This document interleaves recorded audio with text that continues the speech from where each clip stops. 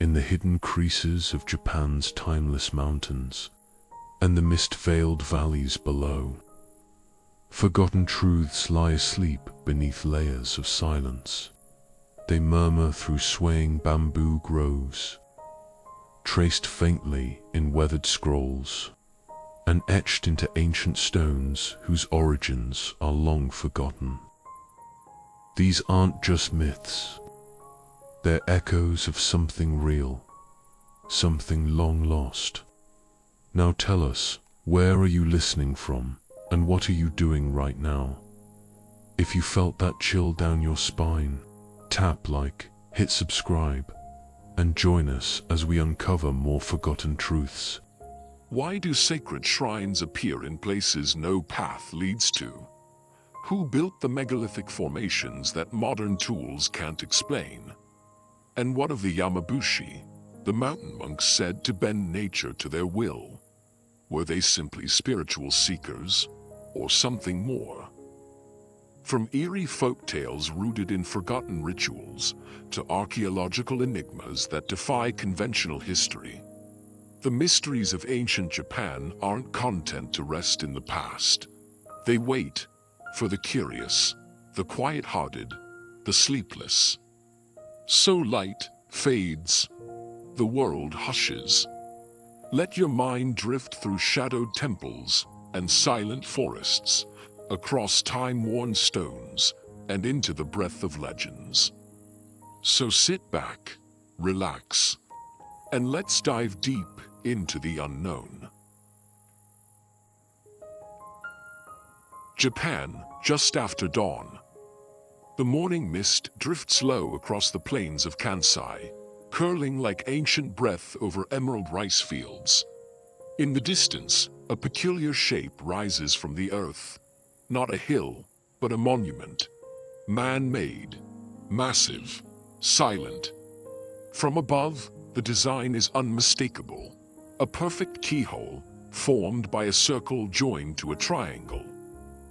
These are the Kofun tombs, ancient burial mounds dating back over 1,600 years. Scattered across the Japanese archipelago, they are some of the largest earthworks in human history. And yet, very few outside of Japan have heard of them. Fewer still have seen inside. There are over 160,000 Kofun in Japan. But the most mysterious, those that draw the tightest veil of secrecy, are the keyhole-shaped tombs of emperors and elite rulers, built during the Kofun period, between the 3rd and 7th centuries AD. Among them, the Daisen Kofun in Osaka stands as the crown. At over 1,500 feet in length, it is longer than the Great Pyramid of Giza is tall, rivaling even the tombs of ancient Egypt in scale. But unlike Giza, the Daisen Kofun is not open to the public. It is not excavated, explored, or even officially discussed in depth. Why? Because it is considered sacred ground, imperial ground. And the Japanese Imperial Household Agency has long deemed these tombs off-limits, citing respect for imperial ancestors and tradition. The official story is clear. These mounds are the resting places of early Japanese emperors, possibly including Emperor Nintoku, for whom the Daisen Kofun is named. The tombs were constructed by laborers and artisans over years, even decades, and were intended as eternal resting places for powerful rulers of the Yamato dynasty. The lineage that, according to imperial mythology, traces back to the sun goddess Amaterasu herself. But what lies inside them remains mostly a matter of speculation. There have been some exceptions. Smaller Kofun, not officially linked to the imperial family, have been excavated.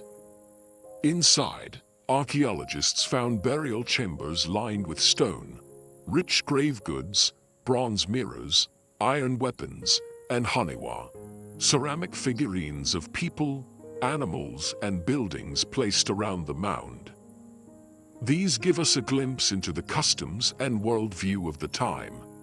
Yet the keyhole-shaped tombs, the largest, the most elaborate, remain sealed. And so, the questions persist. Why does the Imperial Household Agency so strictly prohibit archaeological access to these tombs, even by Japan's own scientists? Is it solely a matter of respect, or could there be something deeper, something that might challenge the official historical narrative?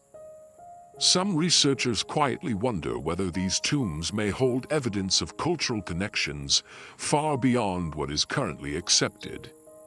Certain features, such as the massive stones used in construction and the ceremonial items buried within, bear uncanny similarities to practices in ancient Korea and China. Others have even noted structural parallels with tombs found as far away as Central Asia. Could these tombs reflect a more complex and cosmopolitan early Japan, shaped not only by native traditions, but by waves of migration, conquest, or cross-cultural exchange? Then, there are the more controversial theories.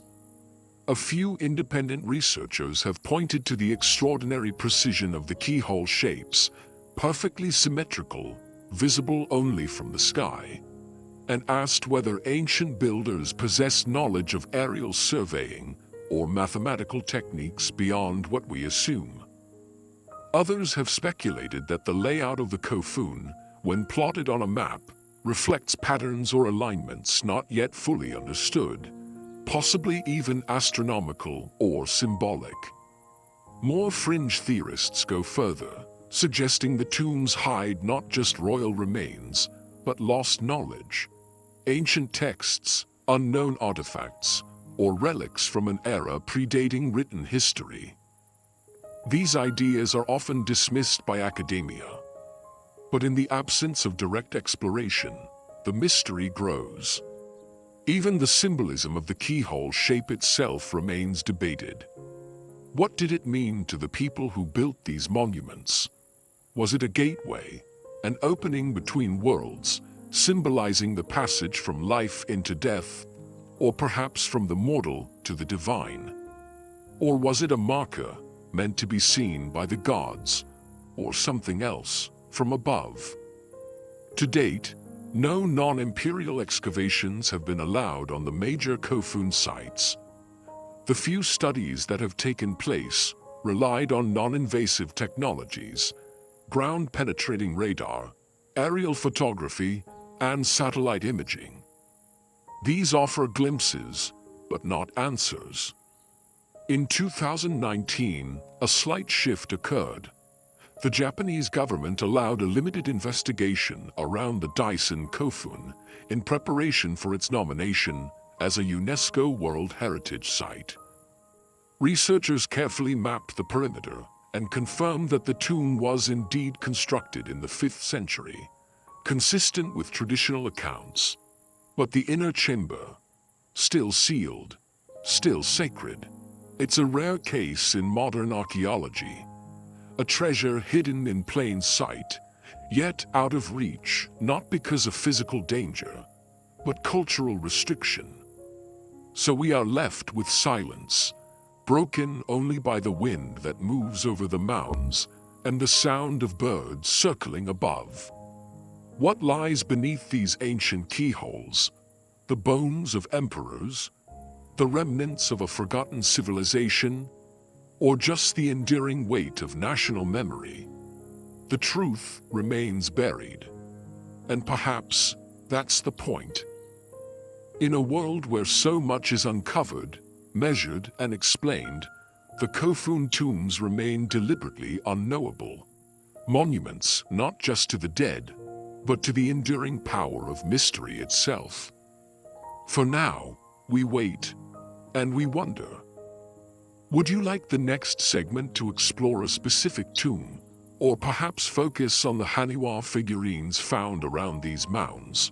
The tombs remain undisturbed. The grass sways gently over their silent forms, as if nature itself were guarding something it cannot name. And as we leave behind those massive, keyhole-shaped mysteries, we follow the invisible thread of Japan's ancient past, not into the earth, but into legend, into the realm of myth made matter, a story that has endured for centuries, yet offers no proof, no photographs, no certain location, only three names: a mirror, a sword, a jewel. They are called Sanshu no Jingi, the three sacred treasures of Japan, said to be the imperial regalia passed down from the gods to the first emperor Jimmu over 2.5 millennia ago. Not mere symbols of power, but physical objects that still, to this day, define imperial legitimacy. And yet, no one outside the inner court has seen them. Not directly, not clearly, not confirmed. The mirror is called Yata no Kagami, the sword, Kusanagi no Tsurugi, the jewel, Yasakani no Magatama. Each one is said to represent a vital human quality: wisdom, valor, and benevolence. But are they real? If so, where are they? The most commonly accepted answer is this: the mirror is enshrined at the grand shrine of Ise, hidden deep within the sacred inner sanctum. The sword rests at Atsuta Shrine in Nagoya, and the jewel lies within the imperial palace in Tokyo. This is what is taught. This is what tradition says. But no independent scholar or outside observer has verified these claims. Photographs are forbidden. Access is denied. Even high-ranking Shinto priests are not permitted to handle the objects directly. In fact, during the imperial enthronement ceremony, the rare event where all three treasures are ceremonially presented to the new emperor, what is seen are not the treasures themselves, but silk-wrapped boxes. No one speaks of their contents. So the question lingers: are these the original items passed down through generations of emperors? Or are they symbolic replicas, meant to preserve a ritual, without revealing what may no longer exist? The origins of the three treasures lie within Kojiki and Nihon Shoki, Japan's oldest mytho-historical texts.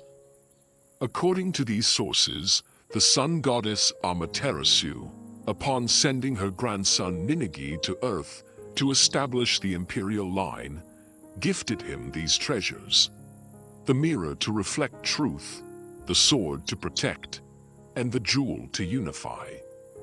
The mirror is perhaps the most sacred. It is tied directly to Amaterasu herself, who was once lured out of her cave using the mirror's brilliant reflection. Even today, it is believed that the Yata no Kagami remains housed at the Ise Grand Shrine, a location so sacred that its central shrine is rebuilt every 20 years to honor ritual renewal.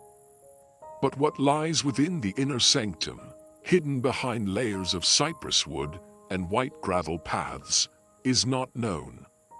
Pilgrims can approach the outer gates, they can bow, but the mirror itself is never seen.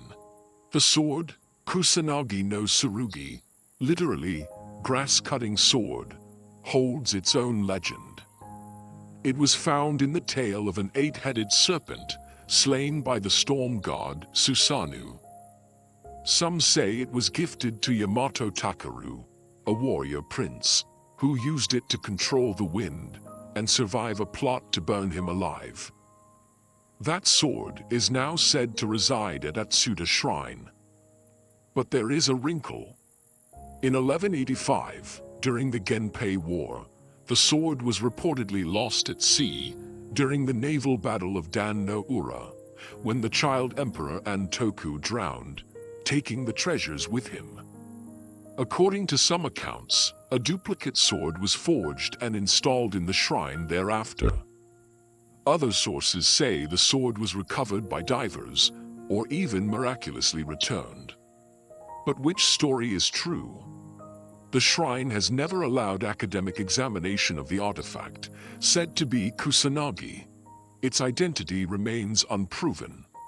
And then there is the jewel, the Yasakani no Magatama, a comma-shaped bead of curved stone or crystal. These Magatama were used in prehistoric Japan and often found in burial mounds, signifying elite or shamanic status. The sacred jewel of the regalia is said to have extraordinary size and clarity and represents benevolence, the unifying force of the people. It is the only object whose presence has been acknowledged inside the imperial palace. But again, no images, no public viewing. It is a national treasure that lives entirely behind veils. With these uncertainties, speculation thrives. Some historians suggest the regalia may have been destroyed or lost centuries ago, perhaps during one of the many fires that ravaged Kyoto, or during the chaotic Sengoku period. Others believe the items were replicated, and the originals hidden in secret locations, protected from war, theft, or political manipulation.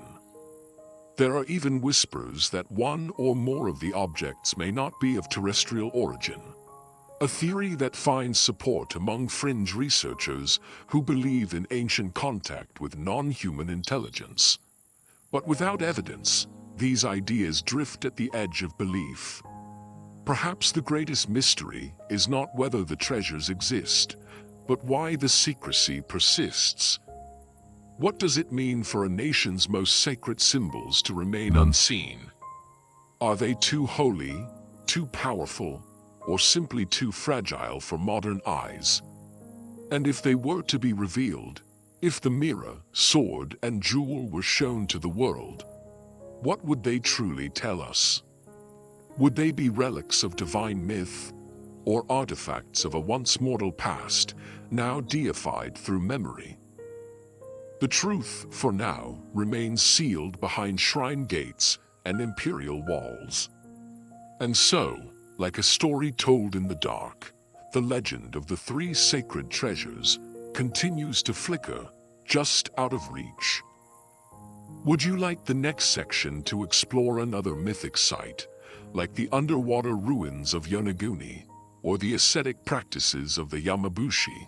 Legends fade like mist, and some vanish into silence, hidden behind locked shrines and forbidden scrolls.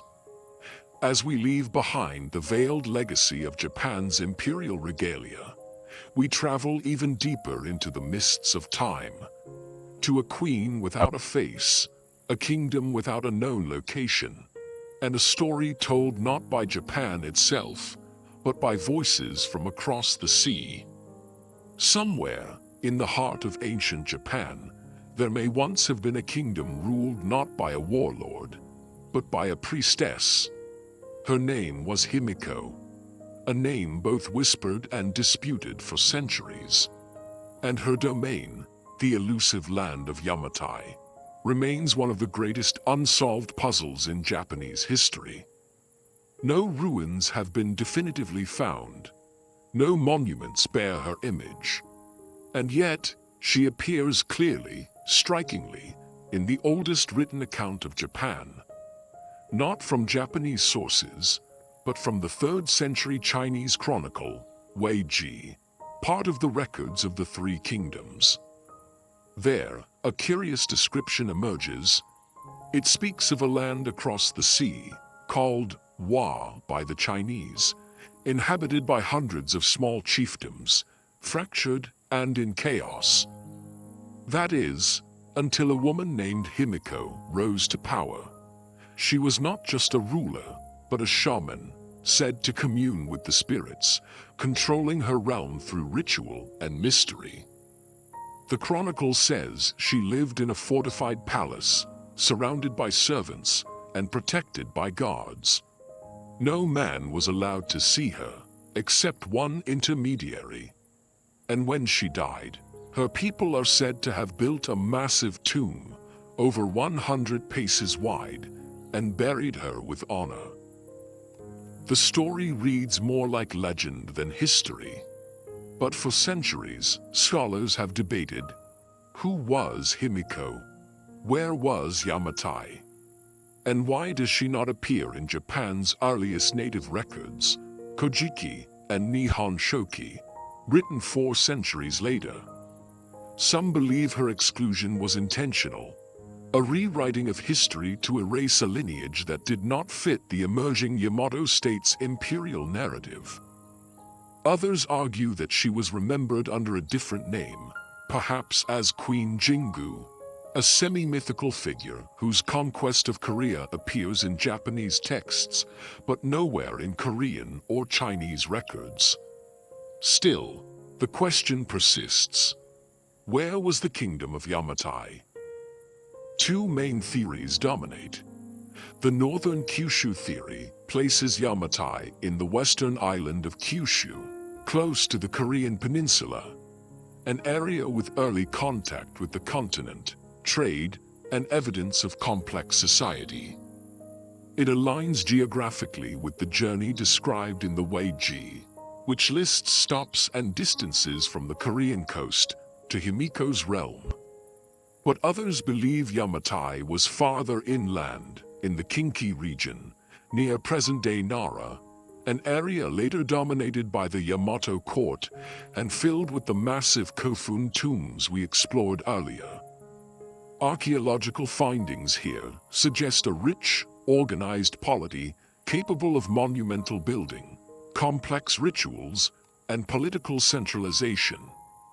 Yet no discovery has conclusively answered the question. In Kyushu, we find ancient settlements, but none that clearly match the grandeur described. In Nara, we find the right scale, but the journey mapped in Chinese records seems to lead elsewhere. Could it be that both theories are partially true? That Himiko's rule began in Kyushu, but her spiritual or cultural influence stretched inland, forming the seed of what would later become the Yamato state? Then, there are stranger interpretations. Some fringe researchers suggest that Himiko's powers as a shamaness were not metaphorical, but literal. That her ability to command obedience through ritual implied the use of trance states, natural psychedelics, or advanced understanding of human psychology. Others go further, speculating that she belonged to a matriarchal priesthood whose roots reached far deeper into Japan's prehistory, possibly linked to Jomon spiritual practices or even earlier, undocumented traditions. Still others focus on the tomb. If the Chinese records are correct, the tomb of Himiko must have been vast, comparable to the great Kofun mounds. Some point to the Hashihaka Kofun, one of the oldest keyhole tombs, as a possible candidate. Located in Nara, it is traditionally associated with Princess Yamato Totohi Momoso, another mysterious female figure. But the scale, age, and centrality of the site suggest it may, in fact, have been repurposed or reattributed over time. And yet, the Hashihaka Kofun, like the other imperial tombs, remains officially sealed. No excavation has confirmed what lies within. What might we learn if it were ever opened? Would it reveal the grave of a forgotten queen? A cache of early writing? Evidence of foreign contact? Or something more enigmatic? Something that challenges the story Japan has told itself about its own beginnings. For now, we rely on fragments. Pottery shards, bronze mirrors, weapons, burial mounds, ancient texts translated across cultures and centuries. None of it quite fits together, and yet, it all seems to orbit this central enigma. A woman shrouded in ritual, whose name was known across the sea, but who vanished from her own land's memory. Why? Was it fear of her spiritual authority? Was she a rival to the male-centered Yamato power structure that would later consolidate control? Or was her kingdom simply absorbed, rewritten into a new story? Her legacy scattered like ashes into myth? We may never know. But in the quiet fields of Nara, in the forested valleys of Kyushu, and in the minds of those still seeking her, the echo of Queen Himiko lingers, soft, uncertain, unclaimed. Perhaps she is not meant to be found, or perhaps we have been looking in the wrong place all along. Would you like the next segment to follow the ancient trail of Yamabushi mountain monks, or explore the mysterious underwater ruins near Yonaguni? The story of Queen Himiko ends, as so many ancient tales do, in silence, in an unmarked tomb, in a forgotten kingdom, in the gaps between myth and memory. But just as one trail fades, another begins to emerge from the mist. This time, not in the plains or coastal waters, but high among the sacred peaks of Shikoku. There, rising above a sea of clouds and cedar-covered slopes, stands Mount Tsurugi. The name means Sword Mountain, and it cuts a jagged silhouette against the sky, sharp, steep, and storied. At over 1,950 meters, it's one of Japan's most revered peaks, long considered sacred by ascetics, pilgrims, and seekers. Its forests are thick, its trails quiet, its summit wrapped in mist, even on clear days. But it is what might lie beneath the surface that has fascinated explorers and theorists for decades.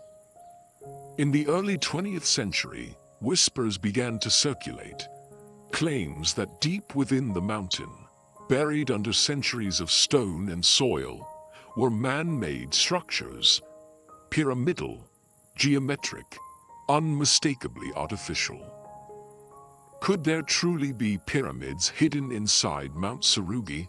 It's a question that first gained traction in the 1930s, when a team of researchers led by a man named Takao Saito began an excavation of the mountain. Driven by local legends and unusual rock formations, they believed that an ancient underground complex might be hidden beneath the surface. Over the years, the team reportedly found large stone chambers, mysterious passageways, and even what they described as a stone staircase, hewn into the mountain with unnatural precision.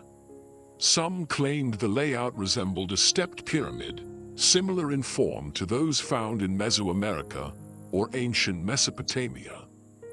Others described narrow tunnels, blocked by massive stones, that seemed too precisely placed to be natural. But then, the dig stopped, and silence followed. Officially, the reason was structural danger, risk of collapse. The area was sealed, and permits were never renewed. But unofficially, speculation bloomed. Why was the project halted? Was it simply a matter of safety? Or did the researchers find something they were not meant to? Some suggested the discovery of unusual artifacts, metal tools, ceremonial objects, or even inscriptions, none of which were ever verified or publicly displayed. Others spoke of strange phenomena within the mountain, shifts in magnetic fields, disorientation, or even a deep mechanical humming sound. From these fragments, more elaborate theories began to grow. One hypothesis posits that Mount Tsurugi was once the site of a lost ancient civilization, predating known Japanese history, capable of monumental construction. Some point to the Jomon people, who inhabited Japan as far back as 14,000 BCE, and whose advanced pottery and spiritual artifacts suggest a culture far more sophisticated than previously believed. Could remnants of a Jomon-era megalithic society lie hidden within the mountain? More speculative voices go further. Some connect Mount Tsurugi to the lost Ark of the Covenant, drawing from an obscure theory that early Jewish tribes fleeing persecution may have traveled east, embedding their relics in distant lands. This idea, largely dismissed by scholars, links the sword in the mountain's name to biblical metaphor, and claims the mysterious underground structure might be a protective chamber for a sacred object. Others, tracing the mountain's strange energy and geometric alignments, speculate about extraterrestrial contact, suggesting that the mountain itself may have been altered or constructed to encode cosmic knowledge in alignment with ley lines or celestial paths. But amid the more dramatic theories, one simple, enduring fact remains. There is something beneath Mount Surugi that has not yet been fully explained. Geologists have acknowledged that the mountain contains highly unusual formations, angular stone placements, unnatural symmetry, and voids within the rock that suggest cavities or chambers. These could, of course, be natural geological anomalies. Japan is, after all, a land shaped by tectonic upheaval and volcanic transformation. And yet, the symmetry, the precision, the silence. Local folklore adds another layer to the mystery. Shikoku has long been home to Yamabushi, mountain ascetics who practiced Shugendo, blending Buddhism, Shinto, and folk animism. These monks believed the mountain to be a gateway between the worlds of the living and the dead, a place of visions, trials, and spiritual testing. Could their rituals, handed down across centuries, have originated in response to something older, something built? Then there is the name, Tsurugi, or sword. In Japanese mythology, swords are more than weapons. They are sacred, instruments of divine power. Could the mountain itself be named for a legendary blade, perhaps even linked to Kusanagi, the lost sword of the imperial regalia? We may never know. Today, Mount Tsurugi is a popular destination for hikers and spiritual seekers. The summit offers wide views of the surrounding ranges, and in summer, wildflowers bloom across the ridgelines. But few who walk its trails realize that, deep beneath their feet, lie corridors of questions. What lies buried inside Mount Tsurugi? A natural curiosity, a forgotten civilization, or a truth we are not yet ready to face? The mountain does not answer. It stands, as it has for millennia, watchful, wordless, waiting. And in its shadow, the mystery deepens. Would you like the next segment to descend beneath the waves to explore the Yonaguni underwater monument?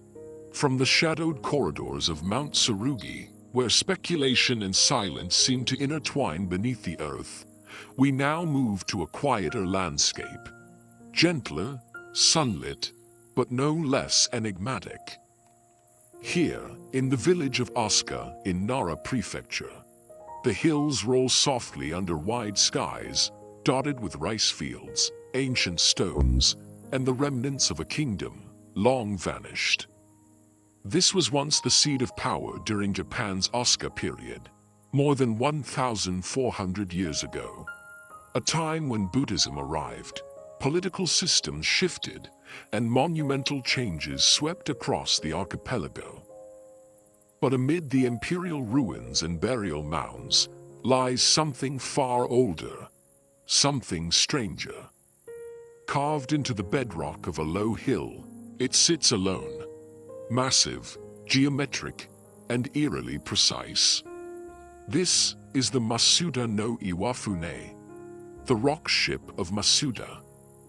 A name that evokes movement, though the stone has never moved. It is nearly 11 meters long, 8 meters wide, and over 4 meters tall. An immense granite monolith weighing an estimated 800 tons. And no one knows why it was made. From a distance, it looks like a ship run aground, a squat vessel of stone with sharply defined lines and a large rectangular depression carved cleanly into its flat top. Two square holes cut deep into the surface, perfectly measured, empty. There is no inscription, no written record, no shrine or altar nearby. The stone offers no explanation for its own existence, and yet it was clearly not formed by nature. Who carved it? When? And more importantly, why? The Masuda no Iwafune defies easy classification. Unlike the Kofun tombs, it is not buried. Unlike Buddhist stoneworks, it bears no image, no deity, no trace of religious symbolism. Its sharp angles and flat surfaces suggest tools of precision, tools capable of removing entire tons of granite with astonishing care. But in the 6th or 7th century, what civilization in Japan possessed such techniques? And for what purpose?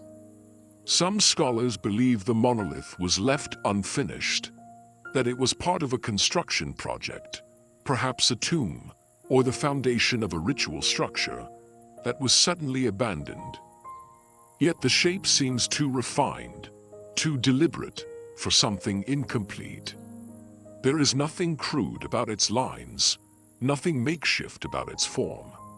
Others suggest it may have had astronomical significance. The Masuda no Iwafune faces due west, a detail some researchers believe is linked to solstice alignments. The two square holes on its top may have held wooden posts, sighting devices, or ceremonial markers aligned with the sun or stars. In a time before written records, might this have been a kind of observatory, or a solar calendar carved into the very landscape? It is a tempting theory, but it remains speculative. Then, there is the question of the name, rock ship. The earliest written references to the site use this term, though no explanation is given. Did ancient locals imagine the stone as a vessel to the gods, a funerary symbol of passage to the afterlife? Or is it a poetic memory of some older, now lost myth? Here, the fringe theories begin to take root. Some see in the Masuda no Iwafune echoes of other megalithic sites around the world, from Machu Picchu to Baalbek, where stones of incredible size were shaped with inexplicable skill. Is it possible, they ask, that an advanced proto-civilization once flourished in prehistoric Japan? One capable of manipulating stone on a massive scale. Others wonder if the structure served as a kind of earth anchor designed to harness telluric energy, part of a now-forgotten spiritual science that saw the land as alive and interconnected, a grid of energy lines converging at sacred sites. This idea, while lacking in mainstream support, persists among alternative historians who view Masuda no Iwafune as a deliberate node in a much larger, hidden network of ancient power. Still more speculative are those who claim the monolith was not carved from the earth, but placed into it. A technological artifact, they suggest, misunderstood, misstated, and misinterpreted. Though such ideas are rarely entertained by archaeology, the mystery remains. No definitive explanation, no clear context, no answers. Only the stone itself. Silent, immovable. It's worth noting that the Asuka region contains several other enigmatic stoneworks, scattered boulders carved into unusual forms, such as the Ishibutai Kofun, a massive stone chamber whose roof weighs over 70 tons. These works suggest that ancient Asuka had both the tools and the will to shape stone in ways that still inspire awe. But none are quite like Masuda no Iwafune. None so abstract, none so deliberately isolated. Why build such a thing atop a low hill, in a village far from the imperial centers? Why invest the immense labor, hundreds, perhaps thousands of hours, into a stone that serves no apparent function? Was it a ceremonial platform? A celestial marker? A monument to a forgotten belief system, now erased by time and empire? Or is it simply what remains when a culture's meanings are lost, and all that survives is the form, enduring but unknowable? The Masuda no Iwafune does not offer its secrets easily. It does not tell us what it once was, or what it might still be. It simply is, cut from the earth, shaped by hands long vanished, left for us to wonder over in quiet and in sleep. In its silence, it invites only one thing: the question. What truth still rests in stone, waiting to be remembered? Would you like the next segment to explore the submerged mystery of the Yonaguni Monument, or delve into the forest-hidden relics of the Shugendo mountain monks? From the windswept highlands of Asuka, where a ship-shaped stone defies explanation atop a grassy hill, our journey now takes a quieter turn. Below the waves, here, far to the south, off the edge of Japan's island chain, something vast sleeps beneath the sea. Yonaguni is Japan's westernmost inhabited island. Rugged and remote, it lies closer to Taiwan than to Tokyo, battered by Pacific winds and framed by coral reefs. Its rocky cliffs fall sharply into waters of striking clarity, where currents churn and the sea teems with hammerhead sharks, migrating in great schools each winter. But 25 meters below the surface, just off the southern coast, there is something else, massive, angular, and out of place. Something that looks, at first glance, like the ruins of a forgotten world. This is the Yonaguni Monument. Discovered in 1986 by a local diver, what appeared to be a natural rock formation soon sparked one of the most enduring archaeological debates of modern times. Imagine descending through clear blue water as shapes begin to emerge through the haze. A massive series of flat stone platforms, broad steps, and sharp right-angled corners, all carved into a sandstone seafloor. The structure is immense, over 150 meters long, and rising 25 meters from the ocean bed. Divers have described wide terraces, narrow passageways, and even what resembles a grand staircase ascending to nowhere. But this is not a crumbled ruin. It is eerily intact. Its lines are sharp. Its walls are straight. Its geometry is more precise than nature usually allows. Is it possible that this is a man-made structure? An ancient temple or fortress submerged by the sea? That's the question that has divided scientists, divers, and historians for nearly 4 decades. On one side, mainstream geologists argue that the Yonaguni Monument is a natural formation, part of a region of sandstone known for fracturing cleanly along bedding planes and joints. Earthquakes, wave erosion, and the constant pressure of tectonic movement, they say, are sufficient to create such angular features. To the trained eye, these experts explain, the steps and platforms are natural. The sharp lines are coincidental. The features that look carved are merely the product of countless millennia of geologic forces. But not everyone agrees. The monument's most vocal proponent, marine geologist Professor Masaki Kimura, spent decades surveying the site. He argues that the structure shows clear evidence of human modification. Tool marks, arranged stones, what he believes to be carved symbols, and even the remnants of stone roads or retaining walls extending beyond the main platform. He has identified what he believes are distinct features: a main terrace, a ceremonial platform, and even a basin that may have served as a water reservoir or ritual site. Other divers have claimed to see megalithic, face-like carvings, upright pillars, and what could be a large arch or entryway. And then, there's the question of timing. If the Yonaguni monument were man-made, it would have been built over 10,000 years ago, when sea levels were dramatically lower, and the structure would have been on dry land. That places its possible construction well before the known rise of advanced civilizations, before Mesopotamia, before the pyramids, before written history.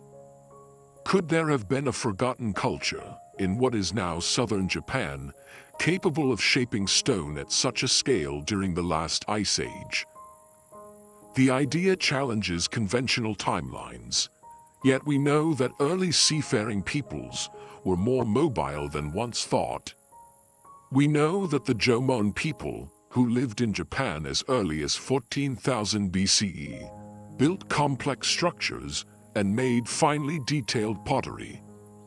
Could they, or an even earlier culture, have left behind this massive signature in stone? Some have dubbed Yonaguni Japan's Atlantis, a submerged city, a sunken shrine, a lost civilization erased by rising seas. It's an idea that captivates the imagination, one that has drawn comparisons to submerged ruins off the coasts of India, Malta, and Cuba. And yet, no definitive artifacts have been recovered, no tools, no bones, no inscriptions, nothing that clearly confirms human hands once worked these stones. But the questions persist. Why is the geometry so exact? Why do the terraces and steps seem to follow a coherent design rather than random erosion? Why do similar structures not exist nearby, above sea level, where they might be easier to examine? The currents around Yonaguni are strong, and visibility can be low. Divers must navigate sharp corners, swift changes in depth, and surging tides. It's a difficult site to explore, and nearly impossible to study at length. In some ways, the monument seems to protect its own mystery, revealing only glimpses through murky water and brief dives. Even among those who remain skeptical of its artificial origin, there is an acknowledgement. The site is unusual. It challenges our assumptions. It reminds us that, in a world mapped by satellites and scanned by sonar, mysteries still lie beneath the surface, hidden not in jungles or deserts, but just offshore, in the deep blue silence. And so, the monument rests, not forgotten, but unanswered. Whether natural wonder or lost architecture, it stands as a marker of our limits, of how much we know, and how much we still hope to find. What else sleeps beneath the waves, waiting for the tides of time to shift once more? Would you like the next segment to explore the hidden world of the Yamabushi mountain monks and their secret rituals in Japan's sacred peaks? Beneath the waves of Yonaguni, we glimpsed what may be the stone bones of a forgotten past, etched in silence and mystery. Now, we drift gently forward in time, but not entirely back to certainty. For even in the relatively recent history of Japan, the unexplained finds its way ashore, carried not by tectonic force or ancient hands, but by the tide itself. It is the year 1803. Along the eastern coast of Japan, in the province of Hitachi, modern-day Ibaraki Prefecture, the waves break gently against the black sand beaches. Fishermen, accustomed to the rhythms of the sea, glance toward the horizon and notice something strange. A vessel, drifting silently toward shore, but not like any they had seen before. What they found would become known as the Utsuro Bune, literally, the hollow ship. And what it contained remains one of the most peculiar, perplexing stories in Japanese folklore and maritime history.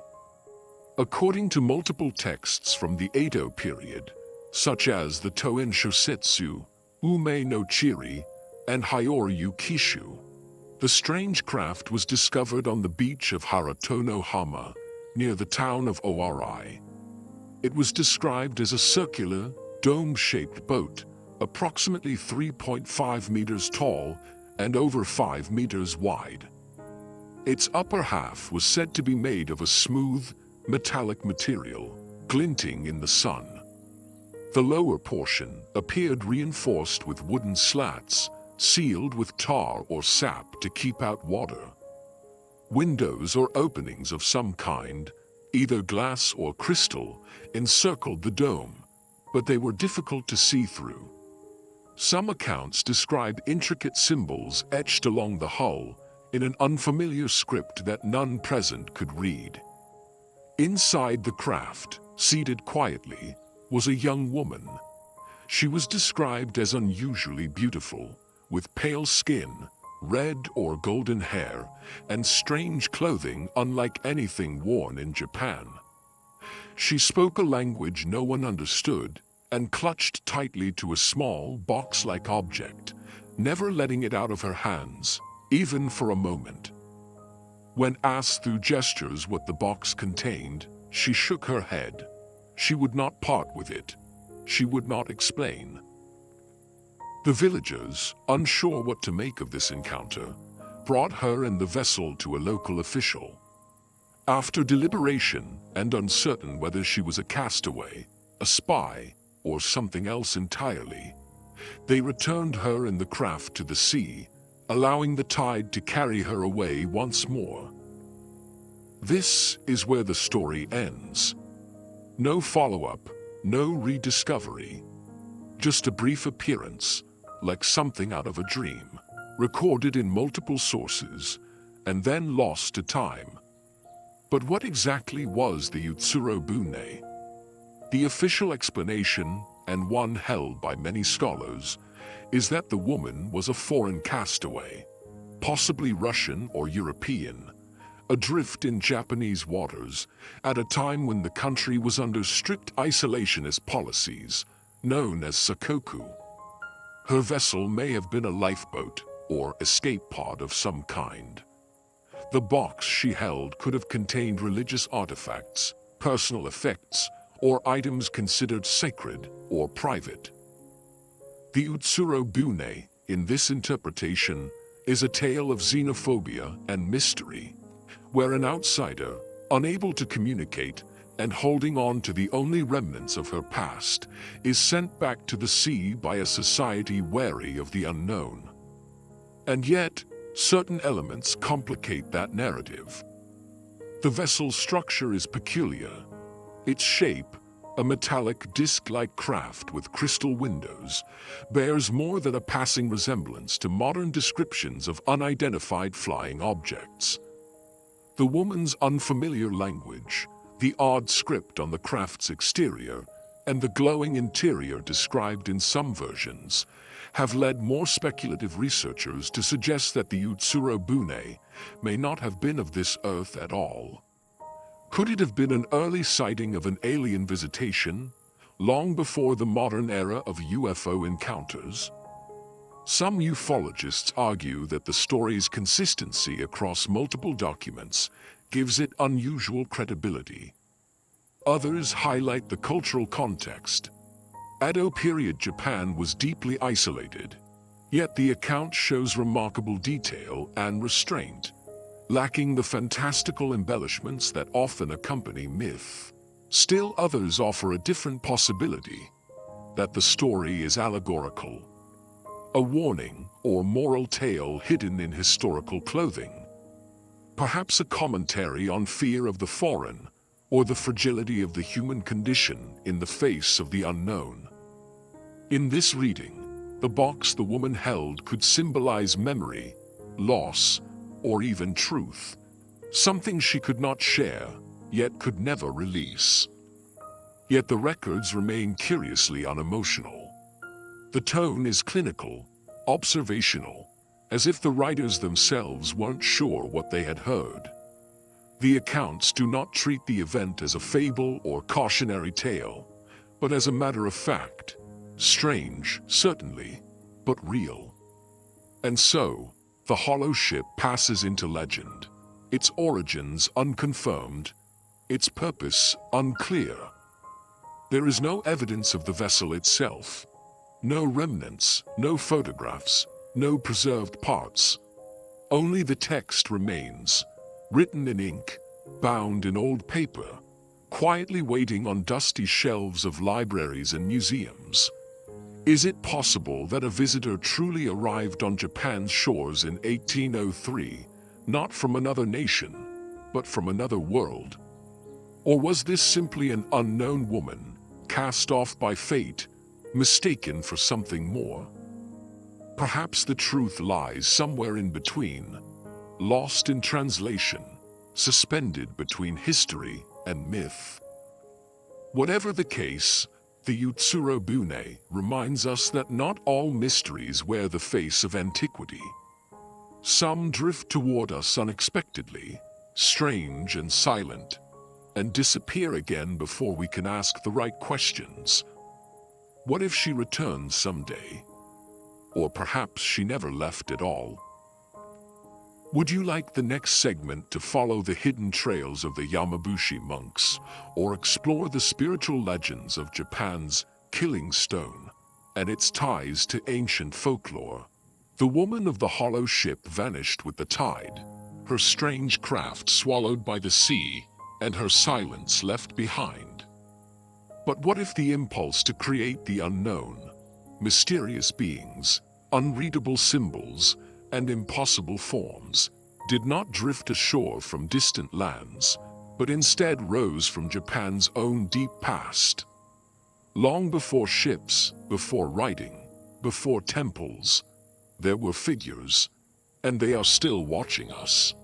Scattered across the northern coasts and central plains of Japan, often unearthed in the soil of ancient mittens or at the foot of forgotten hills, are small, intricately made clay figures. They are known as dug, and they come from the Jomon period, a prehistoric era that stretches back over 14,000 years, one of the oldest continuous cultures in human history. The dog are strange, deliberately so. They typically stand between 10 to 30 centimeters tall. Their bodies are stylized, some robust, others wiry, many marked with swirling patterns etched into the clay before firing. But it is the heads, and especially the eyes, that make them unforgettable. Enormous, goggle-like, or almond-shaped. Faces devoid of expression, framed by helmets or ornate headgear, with limbs that taper off or bulge unnaturally. They do not resemble animals. They do not clearly resemble humans. And they appear again and again across time and space, with no single purpose attached. So what were they? Mainstream archaeologists suggest that the dog were ritual objects.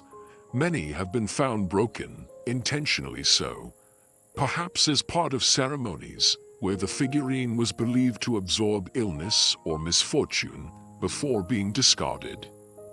Their exaggerated features, large hips, broad thighs, small waists, are thought to symbolize fertility or femininity, tying them to cycles of birth, death, and renewal. Others argue they were used in healing practices, functioning as sympathetic substitutes for the human body. If a person was ill, a dog could be crafted to represent them, then symbolically healed through gestures, scratches, or fire. But not all dogs fit this narrative. Some are androgynous, even genderless. Some appear to wear garments or armor. Others are formed with non-human features, slit-like mouths, elongated limbs, or surfaces covered in geometric designs that resemble modern circuitry more than ancient tattoos. The most famous among them, the so-called shakoki dog, found primarily in eastern Japan, are particularly haunting. With their huge, insect-like eyes and rounded, almost helmeted heads, they seem alien, literally. Their form has become iconic, not just within Japan, but globally, as a focal point for mystery and speculation. Could these ancient figures be depictions of something not of this earth? That question, tentative, provocative, has fueled alternative theories for decades. Some fringe theorists propose that the dog are evidence of prehistoric contact with extraterrestrial visitors. They point to the goggle-like eyes and what appears to be sophisticated gear or armor as signs of beings wearing spacesuits. The stylized designs on their bodies are read by some as breathing apparatus, control panels, or flight mechanisms.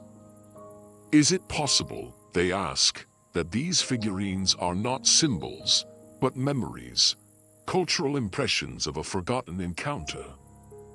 Others suggest the figures represent shamans in ritual dress, individuals who entered altered states of consciousness to commune with spirits, wearing elaborate costumes that set them apart from ordinary society.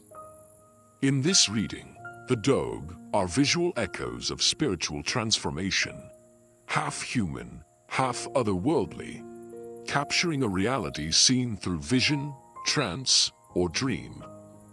Still others place the dog within the context of Jomon spirituality, which was deeply animistic. Every stone, every tree, every mountain was believed to be alive with spirit, kami.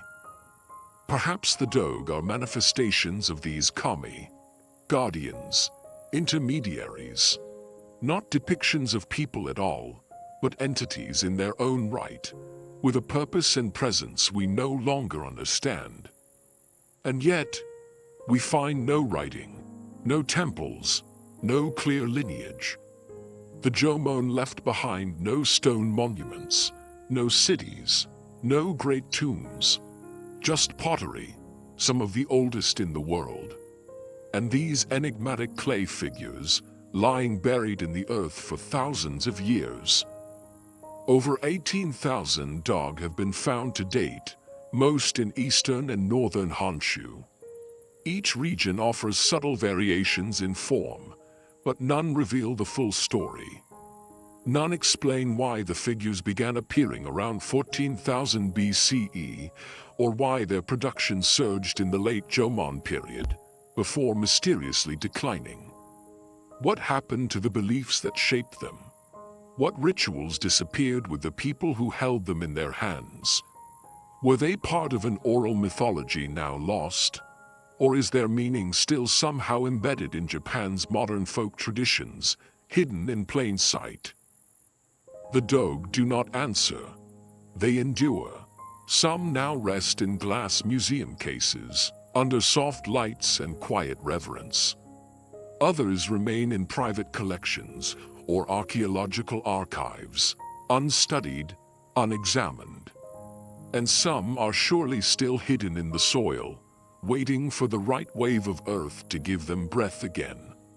We are left with fragments, not just clay, but culture, memory, mystery.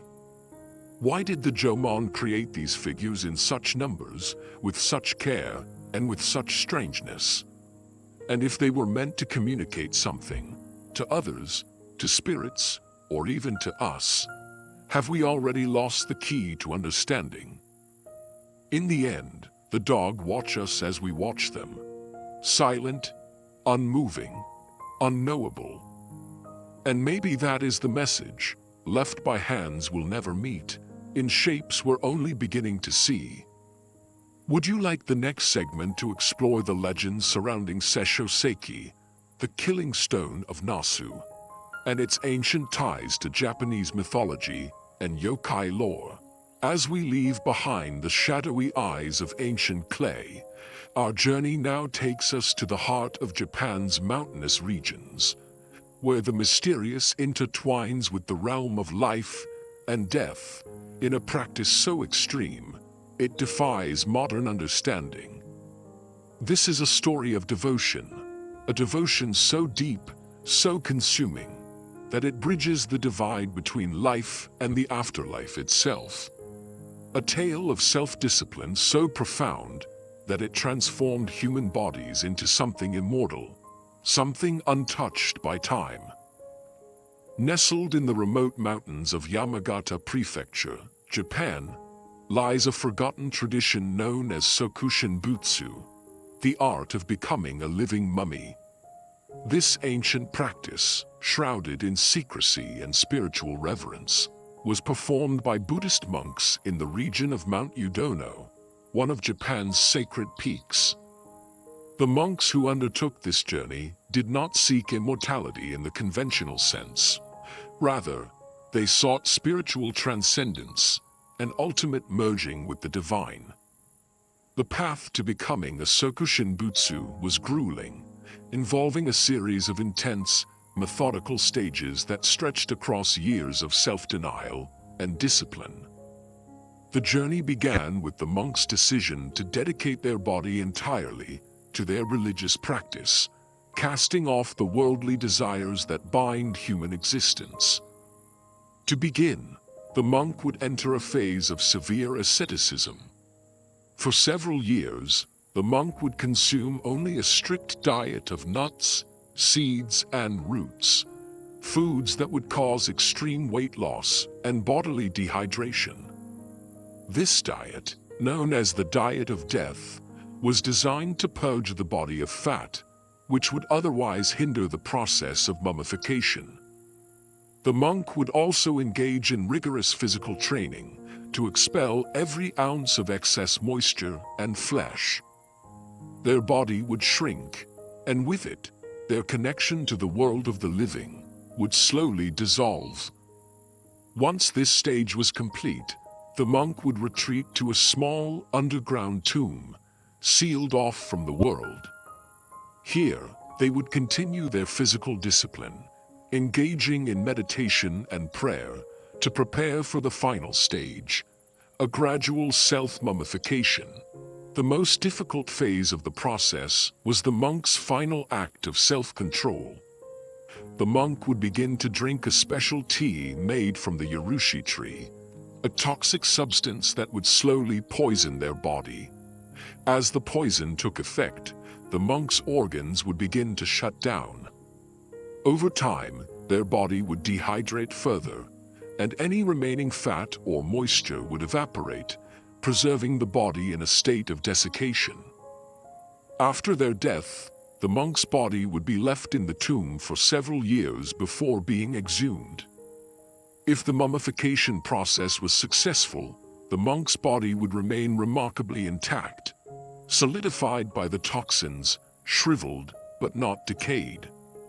The body, now preserved as a mummy, would be paraded as an object of reverence, proof of the monk's achievement in merging with the divine. Their existence was no longer bound by earthly limitations. They had transcended.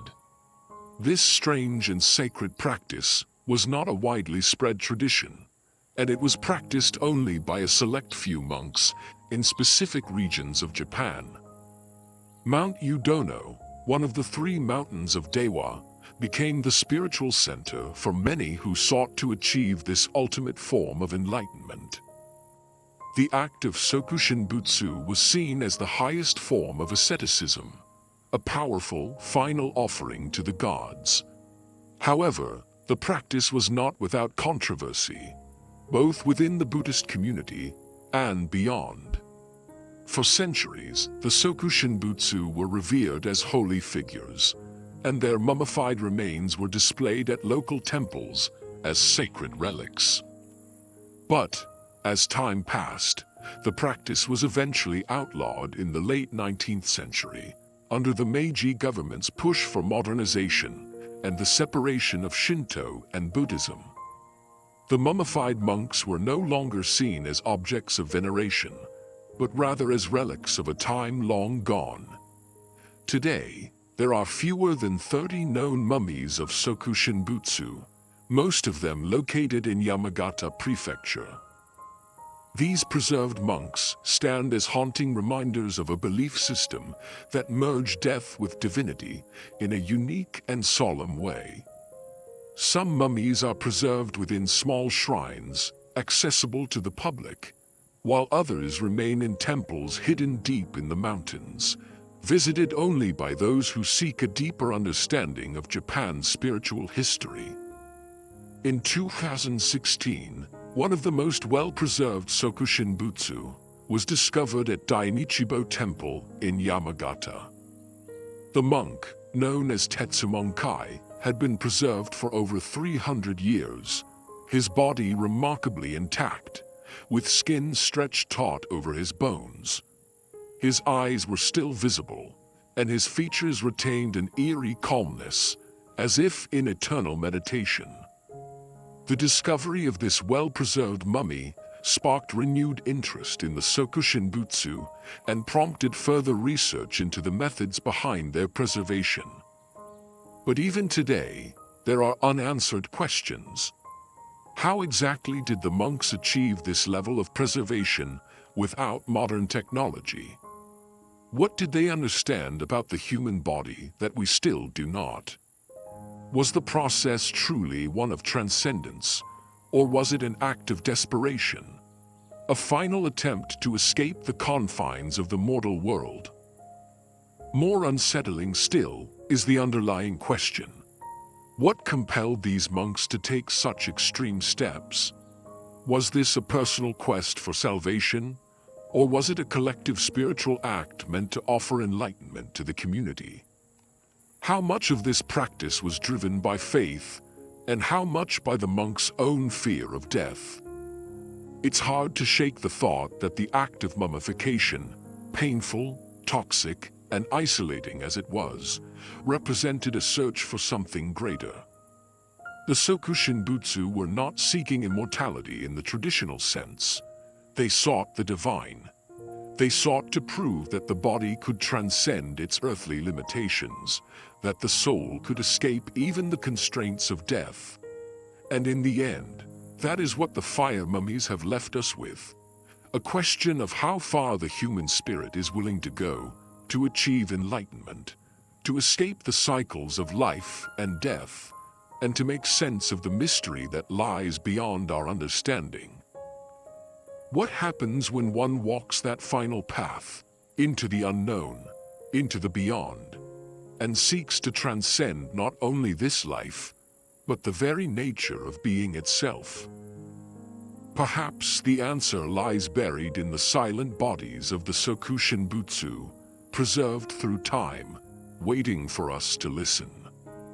Would you like to continue this exploration by turning to the mysterious legends surrounding the Killing Stone, the Seisho Seiki, and its ties to ancient folklore? Or should we look further into the mystical practices of Japan's Yamabushi monks? As we step away from the haunting self-sacrifice of the Sokushinbutsu monks, we turn our attention to a different kind of mystery, one that takes us back over 5,000 years into the world of the Jomon people, whose legacy continues to puzzle modern scholars. In the northern part of Japan's Honshu Island, an archaeological site has emerged that challenges everything we thought we knew about the ancient past. The Sanai Maruyama ruins. Located near the city of Aomori, the Sanai Maruyama site is one of the largest and most significant Jomon-era settlements ever discovered. Spanning roughly 30,000 square meters, it is believed to have been occupied around 3,500 to 2,500 BCE. What makes this site extraordinary, however, is not just its size, but the complexity of its construction and the level of advanced social organization it reveals. When you walk through the site today, you are struck by the precision of the design and the scale of the structures. Large, circular houses, some with thatched roofs and stone foundations, are spread across the landscape. These houses, known as pit dwellings, were not just places to live, but had a communal purpose, suggesting a well-organized society. Some of the buildings were so large, they likely housed entire families, or perhaps even small clans, providing shelter for a wide network of people. But it is the more remarkable discoveries, objects and construction techniques that have left archaeologists and historians alike pondering the true nature of the Jomon people. For example, excavations have revealed intricate pottery, some of the oldest in the world, as well as beautifully crafted stone tools and ritualistic objects made from bone and antler. These objects offer a window into a culture that was not only sophisticated, but also deeply connected to its environment. Some of the large wooden poles found at the site have led researchers to speculate that the Jomon people might have constructed complex ceremonial or social structures, similar to the stone circles or timber circles seen in other parts of the world, such as Europe. Could these sites have held religious significance, or were they merely functional, serving as community gathering places for trade, ritual, or governance? More striking are the storage pits uncovered at Sanai Maruyama, which suggests that the Jomon had a deep understanding of food preservation and storage techniques. Evidence of rice and other grains stored in these pits has led some scholars to challenge the conventional narrative that Japan's rice culture began much later, during the Yayoi period. Instead, could the Jomon have had a far more advanced agricultural system than previously thought? The scale of the site and the evidence of food storage and complex structures imply that the Jomon were not simply hunter-gatherers as once assumed. Rather, they were developing complex societies with trade networks, social hierarchies, and specialized labor, traits we would normally associate with much later civilizations. Their seafaring abilities, evidenced by the presence of marine resources like shells, fish, and even large sea mammals, demonstrate an understanding of the natural world that seems to surpass the expectations of the time. Yet, as impressive as the discoveries are, they do not answer all questions. How did such a society come to exist in an era when most other cultures were still in early stages of development? Was the Jomon culture uniquely gifted with insight into agricultural practices, construction, and art, or was there something more? Something, perhaps, that has been lost over time. Knowledge, traditions, or techniques that did not survive the centuries.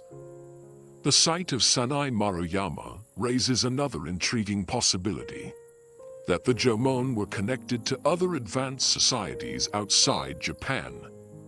Evidence of trade networks has been uncovered, suggesting that the Jomon people were not isolated, but had contact with distant lands, possibly even across the Pacific.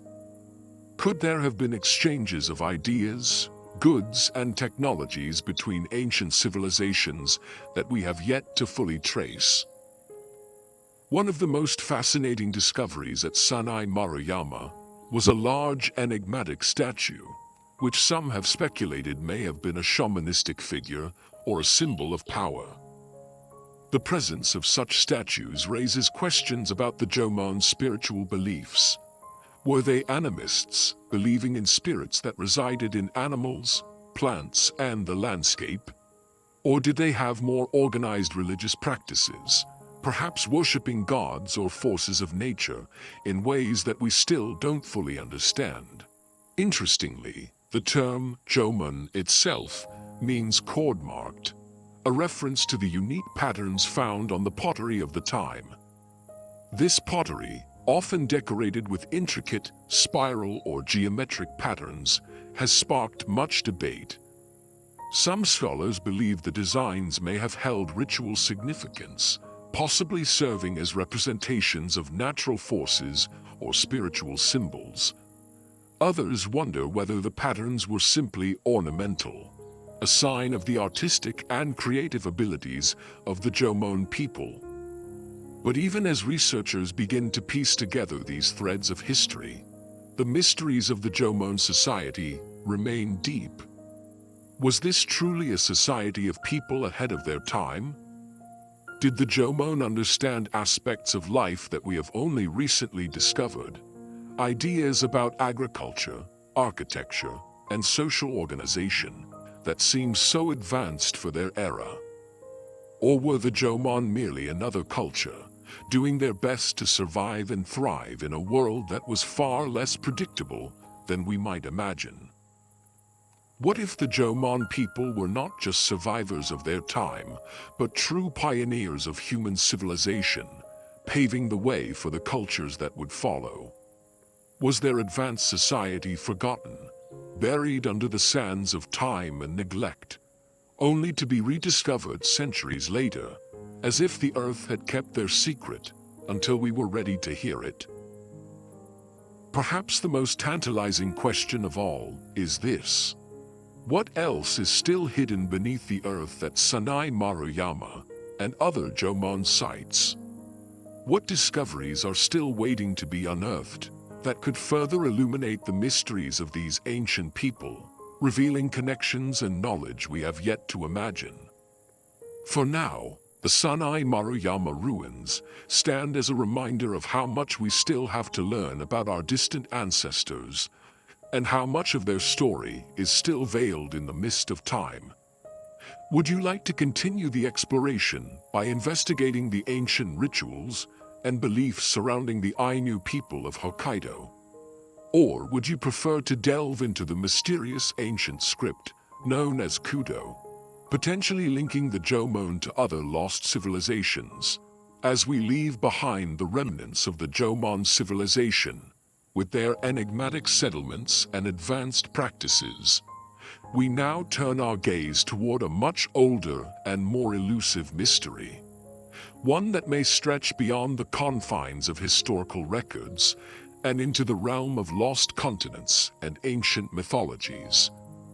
Somewhere beneath the waves of the Pacific Ocean, it is said, lies the lost continent of Mu. The name alone conjures up images of a great, ancient civilization, its grandeur long forgotten by time. But is there any truth to these legends, or are they merely the whispers of myth? The concept of Mu was first popularized in the late 19th century by James Churchward, a British author and researcher who claimed to have discovered evidence of a sunken landmass in the Pacific. According to Churchward, this vast continent existed long before the rise of modern civilizations, home to a highly advanced race of people who possessed knowledge and technologies far beyond their time. Churchward's writings described Mu as a utopian civilization, a society capable of feats that would take millennia for humanity to catch up to. But after a great cataclysm, the continent sank beneath the ocean's surface, leaving no trace except in the distant echoes of myth and rumor. But the idea of Mu did not begin with Churchward. In fact, ancient Japanese texts contain references to lands that may well be the origins of these stories. One of the most intriguing sources comes from the Kojiki, a record of ancient Japanese history and mythology, which speaks of a great land that existed long before Japan's islands were formed. The ancient texts hint at a civilization that once thrived in the Pacific, a place where gods and mortals mingled, and where knowledge was passed down through divine intervention. Could the myths of Mu be linked to the ancient traditions of Japan? But if we are to believe in the possibility of Mu's existence, we must ask, could there be a direct connection between the ancient civilizations of Japan and the fabled lost continent? Could the Jomon people, whose advanced society we just explored, have had ties to this forgotten land? What if the Jomon, with their intricate knowledge of pottery, agriculture, and social organization, were somehow influenced by an even older and more mysterious civilization? There are those who believe that the ancient Japanese had access to knowledge that came not from their immediate surroundings, but from far distant shores, perhaps even from a sunken landmass like Mu. Some of the most compelling evidence comes from the study of the Yonaguni Monument, an underwater structure off the coast of Yonaguni, Japan. Some researchers argue that the monument's geometric shapes and terraces are not natural formations, but the remains of an ancient man-made structure. Could this be the final resting place of Mu's civilization, hidden beneath the waves, waiting to be discovered? Or is the monument simply a geological oddity, a product of nature rather than human hands? Then there is the theory of Lemuria, another lost continent often associated with Mu. In the late 19th and early 20th centuries, the idea of Lemuria was proposed to explain the distribution of certain animal species across the Indian and Pacific Oceans. This theory suggested that a vast landmass once connected parts of Asia, Africa, and the Pacific Islands, including Japan. Some of the most intriguing proponents of the Lemuria theory claimed that Japan, being located near the epicenter of these ancient civilizations, may have once been a thriving part of this vast continent. Could the ancient people of Japan have inherited the knowledge and wisdom of Lemuria, passed down through the ages, and preserved in the myths and artifacts we find today? What is particularly fascinating is that Japan's ancient spiritual traditions, from Shinto beliefs to the veneration of the kami, resemble aspects of the religious practices said to have existed in both Mu and Lemuria. The reverence for nature, the worship of ancestors, and the belief in a divine connection to the natural world all mirror the spiritual practices attributed to these lost lands. Could these cultural threads be the lingering echoes of a civilization that existed long before written history? There are also those who believe that Japan itself may hold the key to understanding the fate of Mu and Lemuria. The Ainu people, the indigenous inhabitants of Hokkaido and other northern regions of Japan, have long held their own oral traditions that speak of ancient lands that once lay to the west, beyond the ocean. These myths, passed down through generations, describe civilizations lost to the sea, civilizations that existed in harmony with the natural world, only to be swallowed by the tides of time. Could the Ainu legends be a distant memory of Mu's downfall, or perhaps a reflection of an even older civilization that once spanned the Pacific? In the waters around Japan, the deep currents continue to carry stories of ancient civilizations. The coastal regions, dotted with mysterious underwater structures and unexplained artifacts, hint at something more than just geological phenomena. Could these submerged remnants be pieces of a forgotten history, waiting to be pieced together? Perhaps the most tantalizing question is whether Mu and Lemuria are entirely fictional, or whether they were real lands, drowned beneath the ocean's depths, their histories obscured by time. As researchers continue to investigate underwater ruins, ancient texts, and cultural legends, it becomes ever more difficult to dismiss the possibility that ancient civilizations existed in the Pacific long before recorded history. Whether or not they were truly the source of knowledge for the people of Japan remains uncertain. But what is clear is that the mysteries surrounding Mu and Lemuria continue to captivate the imagination, sparking questions about human history that may never be fully answered. Could it be that the key to unlocking this ancient enigma lies in the secrets still hidden beneath the sea, waiting for the right moment to reveal themselves. Only time and further exploration will tell. As we continue to delve deeper into Japan's ancient past, we shift our focus to a discovery that could challenge our understanding of human history itself.